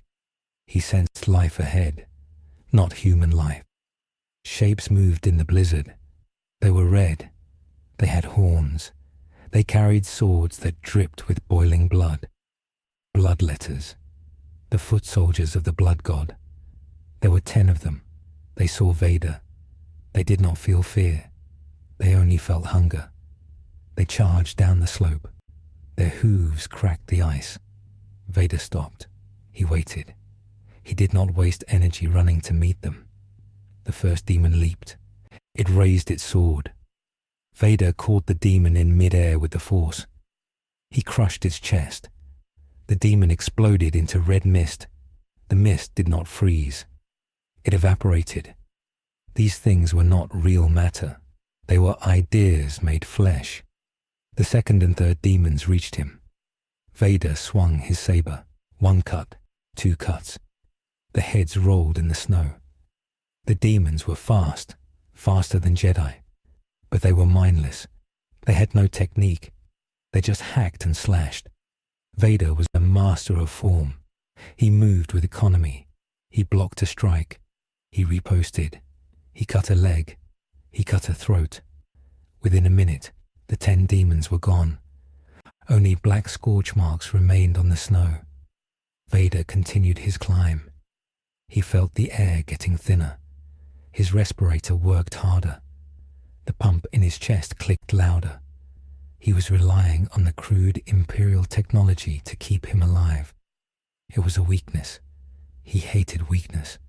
He reached the mouth of the cave. It was a large opening in the rock face. The purple light was blinding here. The smell was awful. It smelled of copper and ozone. It smelled like a thunderstorm inside a slaughterhouse. Vader entered the cave. The cave was vast. The ceiling was high. In the center, there was a pit. The pit was glowing. A pillar of purple fire shot up from the pit and went through a hole in the roof. This was the rift. Standing by the pit was Malachor, the sorcerer. Malachor looked tired. His armor was smoking. The ritual was draining him. He was chanting. He held a large stone in his hand.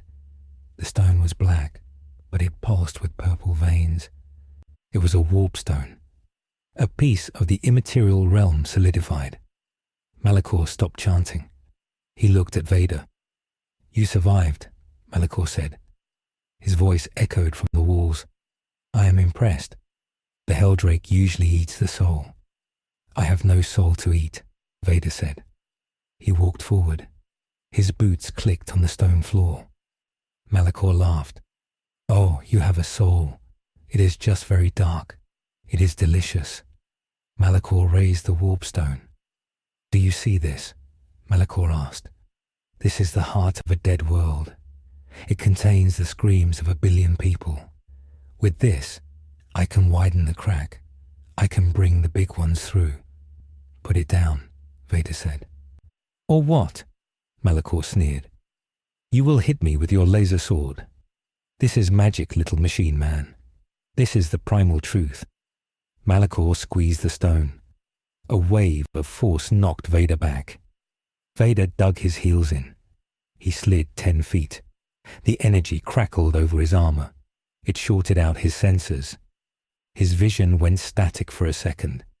Vader snarled. He pushed back.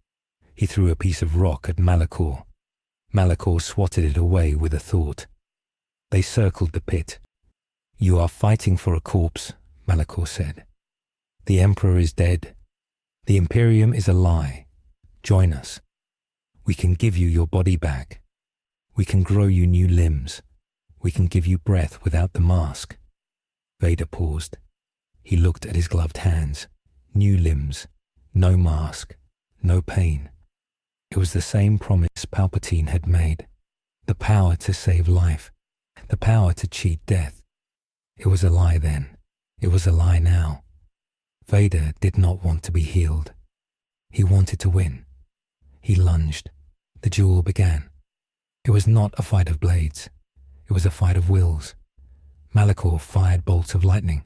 Vader blocked them. Malachor threw illusion. He made Vader see Luke.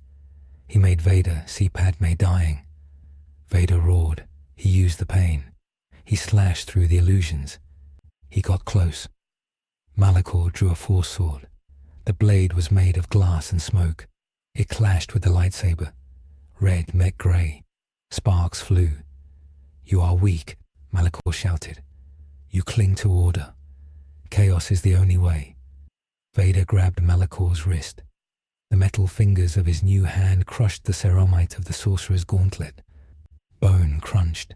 Malachor screamed. He dropped the sword. Vader kicked Malachor in the chest. The sorcerer flew backward. He hit the edge of the pit. He teetered on the brink. The purple fire licked at his heels. Vader walked over. He pointed his saber at Malachor's throat. "The ritual is over," Vader said. Malachor looked at the pit. He looked at Vader. He smiled. Blood ran down his chin. "It is never over," Malachor said. "The door is open. Even if you kill me, the energy remains. The stone remains. It will call to them." Malachor held up the warp stone. "If I drop this," Malachor whispered, "the reaction will consume the mountain. You will die. I will die. But the gate will be permanent." Vader looked at the stone. It was pulsing. It was pure energy. His suit gave a warning beep. Battery critical. The climb and the fight had drained his power cells. His life support had 5 minutes left. If he died, the sector died. He needed power. The stone was power. The Jedi would destroy the stone. The Jedi would sacrifice themselves to stop the evil. Vader was not a Jedi. "Give it to me," Vader said.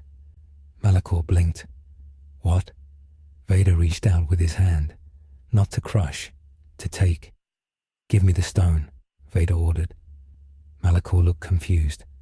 You want to use it, but you are of the material. It will corrupt you. It will burn you."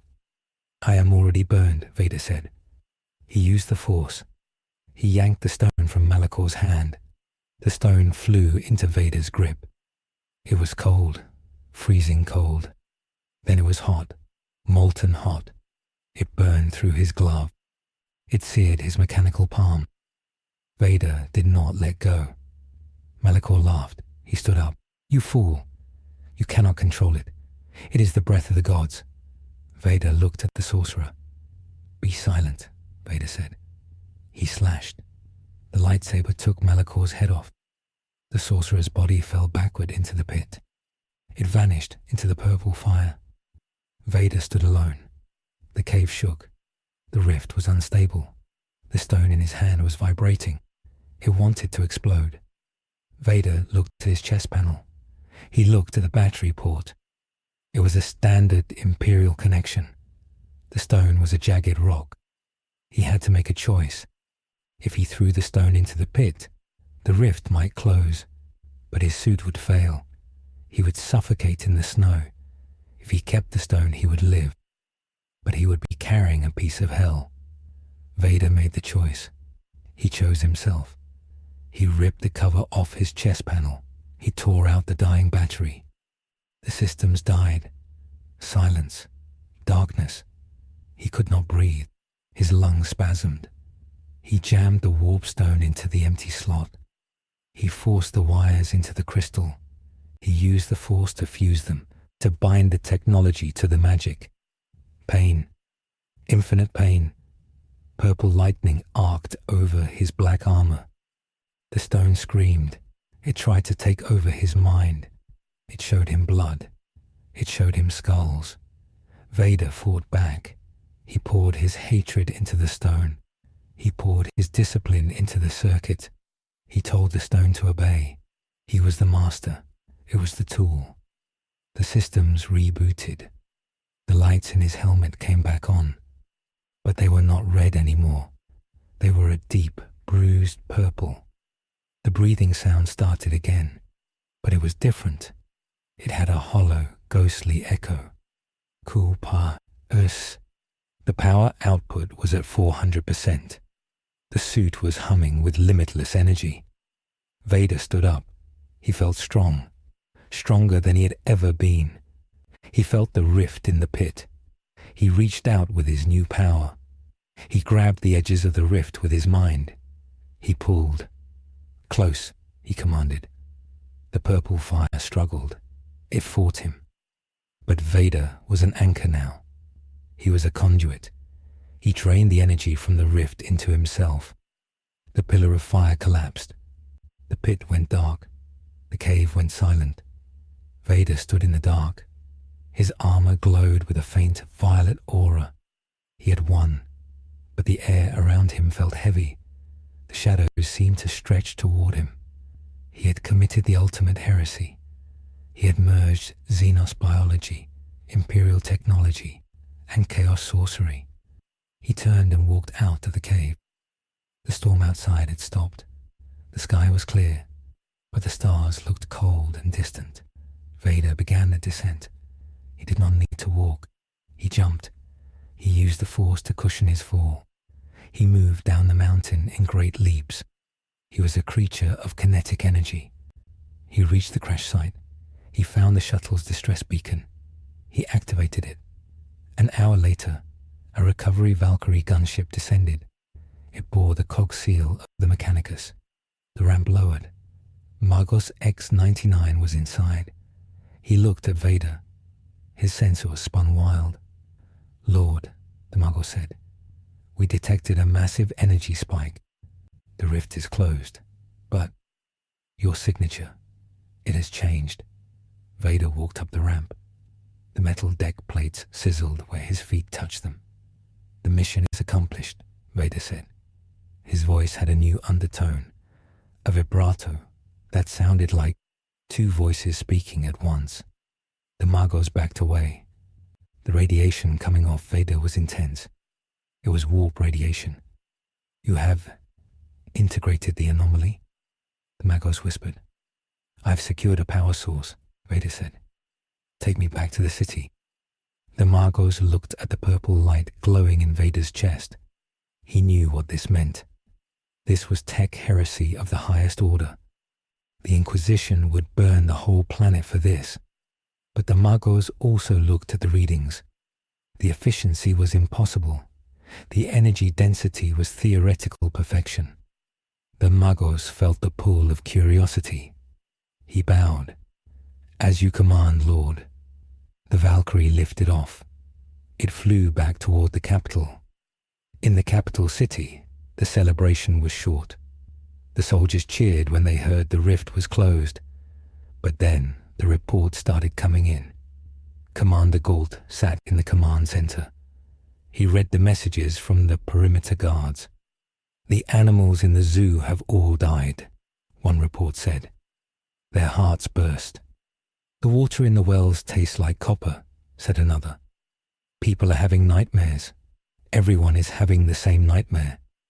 A black sun, a burning mask. Galt looked out the window. The Valkyrie was landing. He saw Vader step out. Vader looked different. The air around him shimmered. He walked to the palace. The soldiers who stood guard felt sick as he passed. They fell to their knees, vomiting. Galt ran down to meet him. He stopped 10 feet away. He couldn't get closer. The dread was palpable.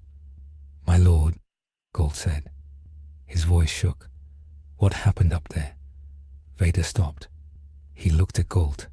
The purple lenses of his helmet bore into the man. I did what was necessary, Vader said. Galt swallowed. The astropath, the blind psycho we found in the ruins. He is screaming. He says you are a beacon. He says you are shining too bright. Let him scream, Vader said. Vader walked past Galt. Prepare the walkers, Vader said. The rift is closed, but the enemy is not gone. Malachor was just a servant. Vader entered the throne room. He sat on the throne. He did not need to sleep. The stone in his chest provided endless energy. He did not need to eat. The force sustained him. He sat there and waited. Millions of miles away, in the deep void, a ship was listening.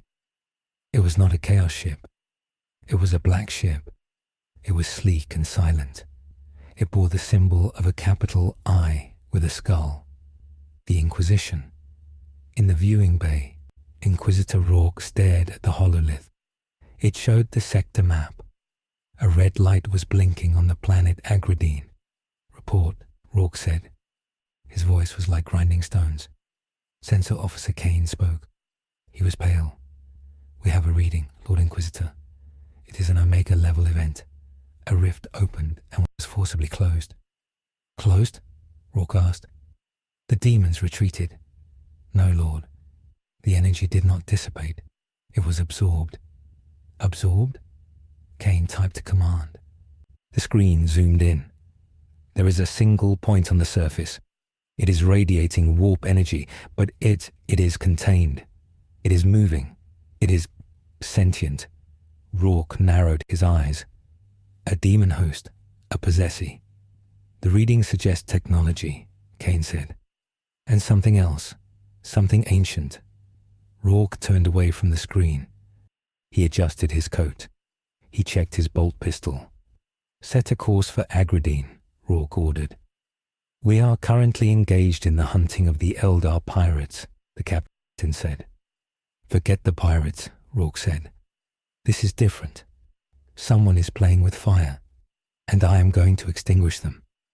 The black ship turned. Its engines flared. It entered the warp. Back on Agradine, the days passed. The change in Vader was subtle but growing. The Magos was the first to fall. He spent hours with Vader, studying the armor. The exposure to the warp stone twisted the Magos' logic circuits. He stopped praying to the Omnissiah. He started praying to the logic of the Abyss. He began to paint his Skitarii black. He began to weld warp charms onto the tanks. He became a Dark Mechanicus, without even knowing it. He was loyal only to the source of the power. He was loyal to Vader. The PDF soldiers were next. They trained near the palace. The aura of Vader made them aggressive. They stopped feeling pity. They stopped feeling fear. They executed prisoners without orders. They fought harder, but they lost their humanity. Vader saw this. He did not stop it. It was efficient. A ruthless army was a winning army. But there was a cost. The wheat in the fields turned black. The rain became acidic. The planet was reacting to the presence of the warp stone. Agradine was dying faster now. Vader stood on the balcony. He watched the black wheat wave in the wind. He had saved the planet from invasion, only to poison it himself. It did not matter. He needed a fleet. He needed to get off this rock. Magos, Vader said. The Magos were standing in the shadows. His eyes glowed purple now, matching Vader's. Yes, Lord. The long-range transmitter. Is it fixed? It is operational. But who will we call? The Imperium will destroy us. Chaos will consume us. Vader looked at the stars. We will call no one, Vader said. We will listen. Find me a forge world. Find me a shipyard. We are going to take a ship. The Magos chattered in binary. A target. Yes. There is a depot in the neighboring system. Yusuf II. It is a refueling station for the Imperial Navy. Is it defended? Heavily. Good, Vader said. He turned from the balcony. We invade at dawn. Vader walked to the center of the room. He looked at the map of the sector. He picked up a marker. He drew a line from Agradine to Yusuf II. It was a small choice. To keep the stone, to save his own life. But the outcome was already rippling across the galaxy. He had created a pocket of order that was fueled by chaos. He had created a paradox. And the galaxy hates a paradox. In the barracks, Private Jens was cleaning his laser gun. The metal was hot to the touch. The power pack was humming. The Magos had blessed it. Carly sat next to him. Her eyes were dark. She hadn't slept in 2 days. Do you hear it? Carly whispered. Hear what? Jens asked. The stone, she said. The stone in the Lord's chest. It sings. It tells me to burn things. Jens stopped cleaning. He looked at his hands. They were trembling. He felt it too. A low buzz at the back of his head. An itch that only violence could scratch. It makes us strong, Jens said. He repeated the words Galt had told them. It makes us monsters, Carly said. Jens loaded his gun. He looked at Carly. He didn't recognize her anymore. He didn't recognize himself. Then let us be monsters, Jens said. He stood up. The alarm was sounding. It was time to board the transport ships. They were leaving the planet. They were going to war. The human element was fading. The simple fatigue was gone, replaced by a manic energy. The decay of the body was ignored. The mind was bending. Vader led them to the ships. He walked like a god of war. The purple light from his chest cast long shadows. He had saved them. He had damned them. And he did not care, as long as they served the purpose, as long as they brought order to the galaxy. The fleet of Agradine launched. It was a ragged fleet. A few cargo haulers, a repaired frigate, and the Mechanicus lighter. But it was dangerous. It was led by a Sith Lord powered by a demon heart. They broke orbit. They entered the warp. The act of entering the warp with the stone was the final trigger. The moment they jumped, the Astronomicon, The psychic lighthouse of the Emperor on Terra flickered, just for a microsecond. But the navigators felt it. The custodians felt it. Something had entered the game that did not belong. Far away, in the Eye of Terror, Abaddon the Despoiler sat on his throne. A sorcerer whispered in his ear. "It is confirmed," the sorcerer said. "The anomaly is mobile." Abaddon smiled. "Let him come," Abaddon said. "Let him build his little empire, and when he is fat with victory, we will take his skull." The board was set for the final convergence. Vader was moving toward the Imperium. The Inquisition was moving toward Vader, and Chaos was watching, waiting for the inevitable corruption to finish its work. Vader sat in his command chair on the Mechanicus ship. He watched the swirl of the warp outside the window. It looked familiar. It looked like home. He closed his eyes and meditated. Ko-pa. The stone beat in time with his heart. Thump, thump, thump, thump. He was no longer just a Sith. He was something new, something worse. He was the warlord of the Bleeding Star, and he was coming for the Emperor. The system of Yusuf II burned. It was a strategic anchorage for the Imperial Navy. It held fuel refineries, ammunition docks, and repair bays. It was guarded by 3 orbital fortresses and a fleet of patrol destroyers. It was supposed to be impregnable. It fell in 6 hours. Vader stood on the bridge of the captured Mechanicus Ark. He watched the destruction. His fleet was small, but it was surgical. The Magos had unleashed a scrapcode virus. It was a weapon of the Dark Age. It screamed through the Vox networks of the enemy. It turned targeting computers off. It opened airlocks. It made the machine spirits of the Imperial ships scream in pain. The defenders were blind. Vader's ships moved in the dark. They fired boarding torpedoes. They did not aim to destroy the ships. They aimed to take them. Vader's chest panel hummed with a violet light. The warp stone was feeding him. It was also eating him. He could feel the cold tendrils of the stone wrapping around his heart. It whispered to him. It told him to let go. It told him to burn the galaxy. He ignored it. He forced the stone to be a battery, nothing more. He was the master. The doors to the bridge opened. Commander Galt walked in. He was covered in black soot. His armor was dented. He held his helmet in his hand. His face was pale. His eyes were wide and unblinking. He looked like a man who had seen too much death and had learned to like it. "The docks are secure, my lord," Galt said. His voice was flat. "We have captured 4 frigates and a cruiser. The fuel lines are ours." "Casualties?" Vader asked. He did not turn around. "Acceptable," Galt said. "The 501st took heavy losses in the lower decks. The defenders used flamers. Private Jens is dead." Vader paused. He remembered the boy, the one who cleaned his gun in the barracks. "He served his purpose," Vader said. Galt nodded. He did not mourn. He did not feel sadness. The proximity to Vader and the stone had burned those emotions out of him. He felt only duty. "Excellent," Galt said. An alarm blared on the console. It was a high-pitched screaming sound. The Magos plugged his mecha dendrites into the port. His metal spider legs twitched.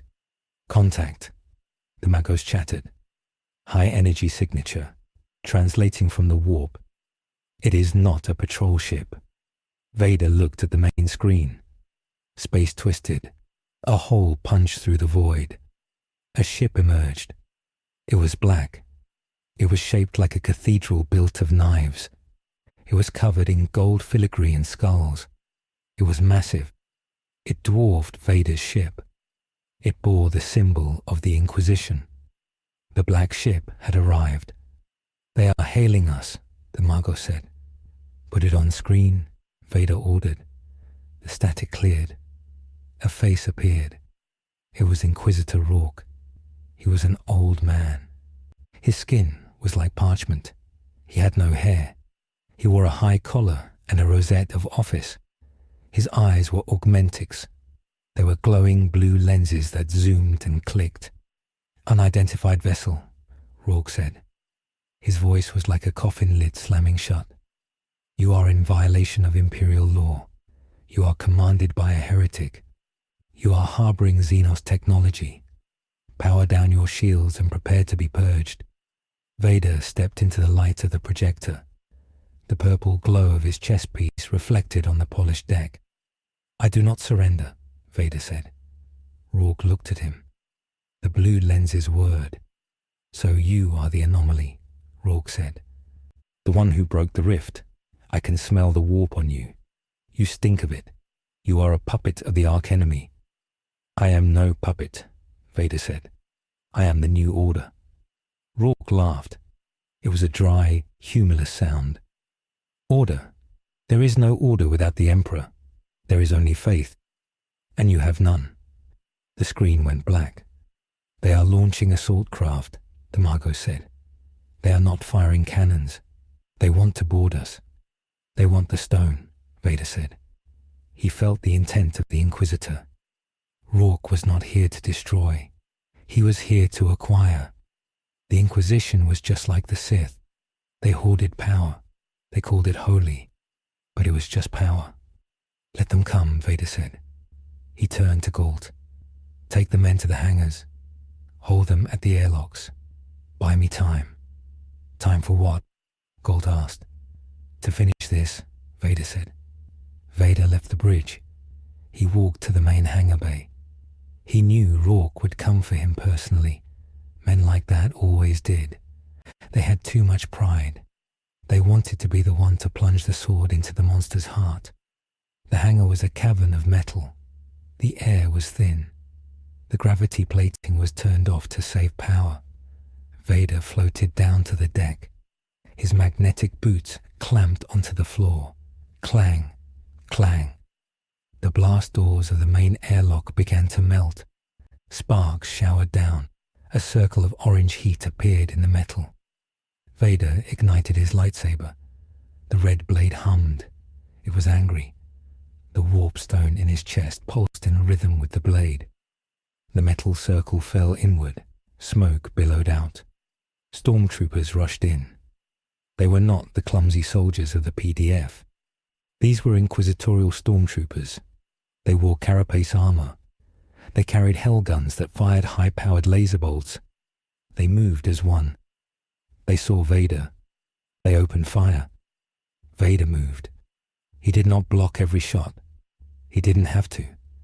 The adamantium armor absorbed the lasers.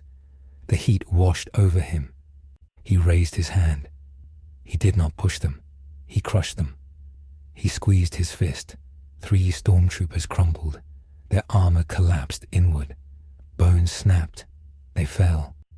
Vader walked forward. He slashed. A trooper was cut in half. Vader spun. He deflected a bolt into another trooper's head. Then the air changed. A wave of cold silence washed over the hangar. It was not the silence of space. It was the silence of the soul. The connection to the Force flickered. It went dim. The warp stone in Vader's chest sputtered. The purple light faded. Vader stumbled. His breath hitched. The pump in his chest slowed down. He felt heavy. A figure walked through the smoke.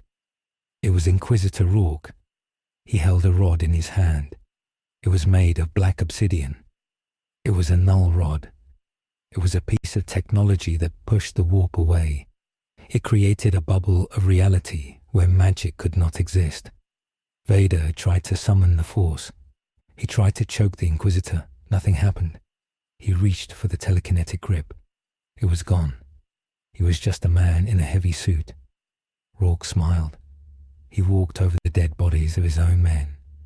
"Does it hurt?" Rourke asked. "To be cut off?" Vader wheezed. His life support was powered by the stone. The stone was magic. The rod was killing the magic. Vader fell to one knee. "You rely on the witch fire," Rourke said. You are a parasite. Rourke stopped 5 feet away. He pointed a bolt pistol at Vader's head. The Inquisitor looked at the chest panel. He saw the crude welding. He saw the purple crystal. Fascinating, Rourke said. You plugged a warp stone directly into your nervous system. You should be a mindless spawn by now. Your will must be iron. Vader looked up. His vision was blurring. I am inevitable, Vader gasped. No, Rourke said. You are a resource. Rourke lowered the pistol. He tapped a button on his collar. Hold fire, Rourke ordered his troops. The stormtroopers lowered their weapons. Rourke looked at Vader. I have a proposition, the Inquisitor said. Vader did not answer. He was focusing on breathing. Every breath was a battle. The Imperium is dying, Rourke said. We are beset on all sides. Xenos, heretics, demons. We need weapons. Rourke walked in a circle around Vader. I could kill you, Rourke said. I could blow your head off right now. But that would be a waste. You have a talent for war. I saw what you did on Agradin. You took a rabble of farmers and broke a chaos invasion. You corrupted Amagos. You built a fleet in a week. Rourke stopped in front of Vader. Submit, Rourke said. Swear loyalty to the Inquisition. We will take you to Terra. We will sanction you. We will put a bomb in your neck just to be safe. But we will let you fight. We will give you armies. We will give you fleets. You will be the Emperor's monster. Vader looked at the Inquisitor. The offer was familiar. It was the same offer he had taken 20 years ago. Serve the Master. Hunt the enemies. Be the Fist. It was a life of power. But it was a life of slavery. Vader hated slavery. He had been a slave on Tatooine. He had been a slave to the Jedi Council. He had been a slave to Sidious. He looked at the null rod in Rourke's hand. That was the source of his weakness. If he could destroy the rod, the power would return. But he could not use the Force. He had to use physics. I'd accept, Vader whispered. Rourke smiled. He nodded. A wise choice, Rourke said. Rise, servant. Rourke extended his hand. He stepped closer. He lowered the rod slightly. He thought he had won. He thought he was dealing with a broken man. Vader reached up. He grabbed Rourke's hand. The metal grip was cold. Vader pulled. He did not use the Force. He used the servos in his arm. The servos were hydraulic. They were mechanical. The null rod did not stop gears and pistons. Vader yanked Rourke forward. Rourke lost his balance. He stumbled into Vader's reach. Vader's other hand shot out. He grabbed the null rod. Rourke's eyes went wide.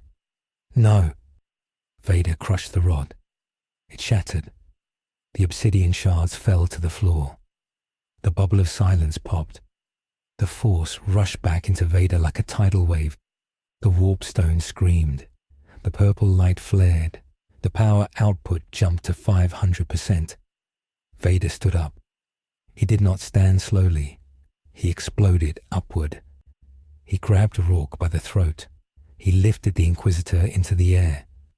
I serve no one, Vader roared. The stormtroopers raised their guns.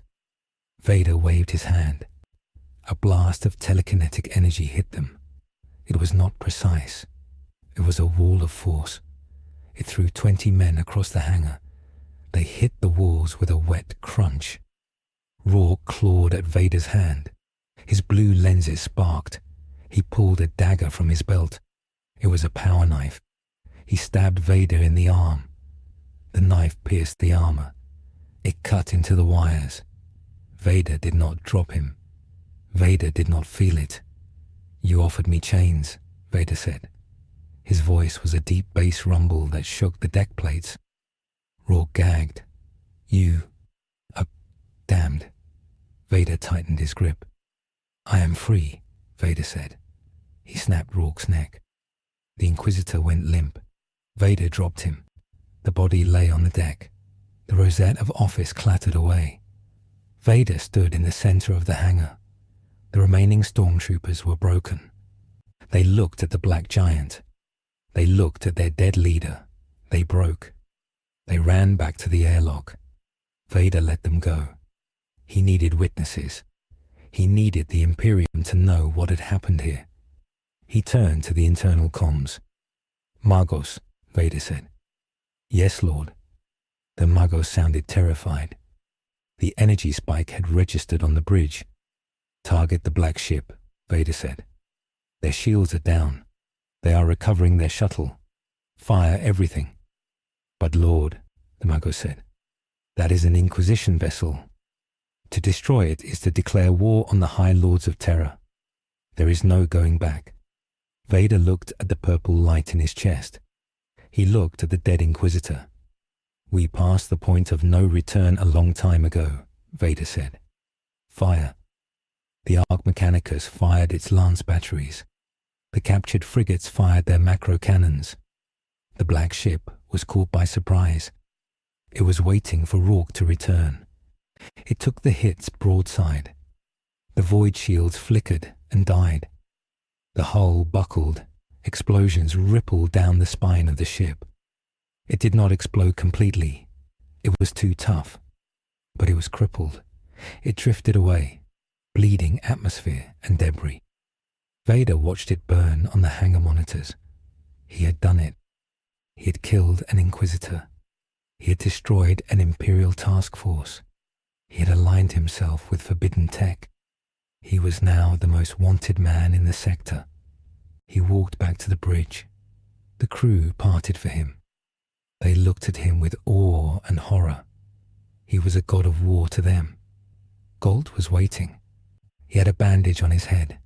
He looked at the screen. "What now, Lord?" Galt asked. "We have the fleet. We have the fuel. But we have nowhere to go. The Imperium will send a crusade. They will burn every world we touch." Vader sat in the command chair. The throne fit him. "We do not run," Vader said. He looked at the star map. He pointed to a region of space near the Eye of Terror. It was a lawless zone, a place of pirates and renegades, a place where the Imperium feared to tread. "We go there," Vader said. "We build." "But that is the edge of hell," Galt said. Vader touched the stone in his chest. It was warm. "I know," Vader said. He looked at Galt. "You said the men are tired. You said they are afraid." "Yes, Lord." "Tell them this," Vader said. "Tell them that fear is a tool. Tell them that today they killed the fear of the Imperium. Today they killed the judges." Vader stood up.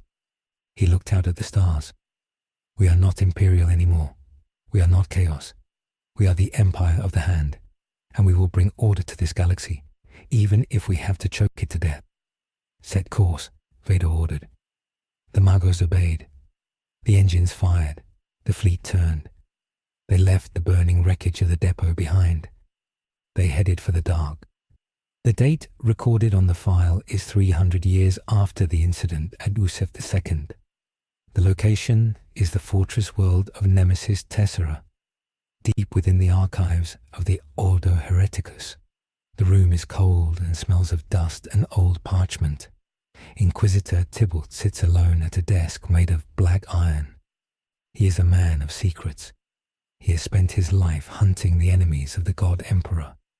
He has seen things that would blast the mind of a common citizen. But the data slate in front of him makes his hands tremble. The file is labeled Case Omega Null. It is sealed with 3 genetic locks. Tybalt opens it. He is one of only 5 men in the galaxy allowed to see this information. The file contains the final survey of the planet Agradine. There is no planet Agradine anymore.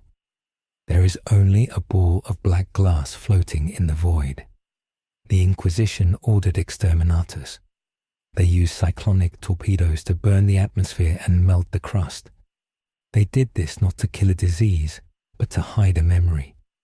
They had to erase the proof that a single man had defied the holy orders and survived. Tybalt reads the casualty reports from the sector. They are impossible. In the last century, 3 separate Chaos Crusades have entered the region known as the Vale of Shadows. None of them returned. They did not retreat. They simply ceased to exist.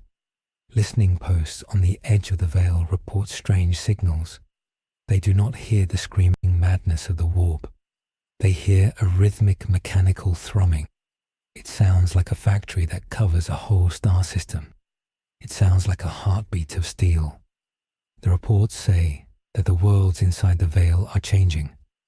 They are not falling to chaos. They are becoming perfect. The populations work 20 hours a day. There is no crime. There is no dissent.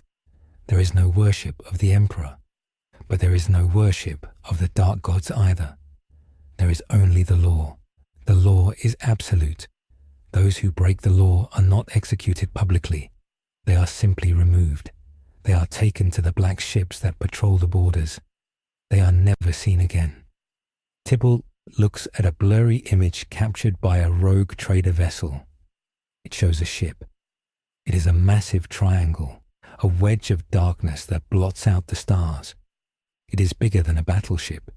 It is bigger than a star fort. It is a terrifying fusion of Imperial engineering and something alien. The hull is marked with a symbol that is not the Aquila. It is a cog, but inside the cog is a fist gripping a lightsaber, the symbol of the Empire of the Hand. The Inquisitor realizes the truth that the High Lords of Terror refuse to admit. They are not facing a simple heretic. They are facing a rival.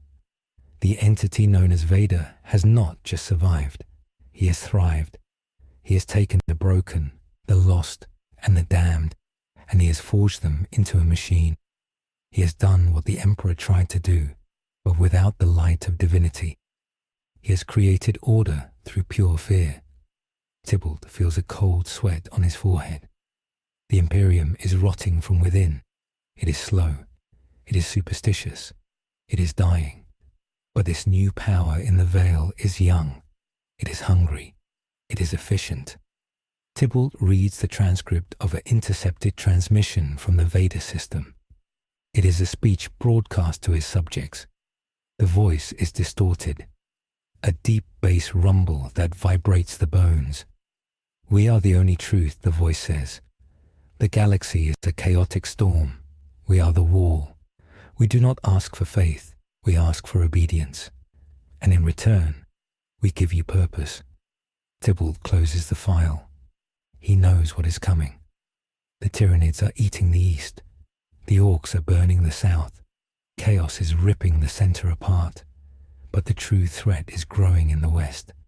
It is a threat that understands the Imperium better than it understands itself. It is a threat that wears a mask of death but brings a promise of life. The Inquisitor stands up. He walks to the window. He looks out at the grim fortifications of his world. He wonders how long they will hold. He wonders if his own guards, tired and hungry, would resist the offer of the Iron King. He doubts it. He blows out the candle on his desk. In the darkness, the silence of the room feels heavy. It is not empty. It feels like someone is watching. It feels like someone is breathing. Cool pa. The sound is not there, but Tybalt hears it in his mind. It is the sound of the future, and it is the sound of a closing throat.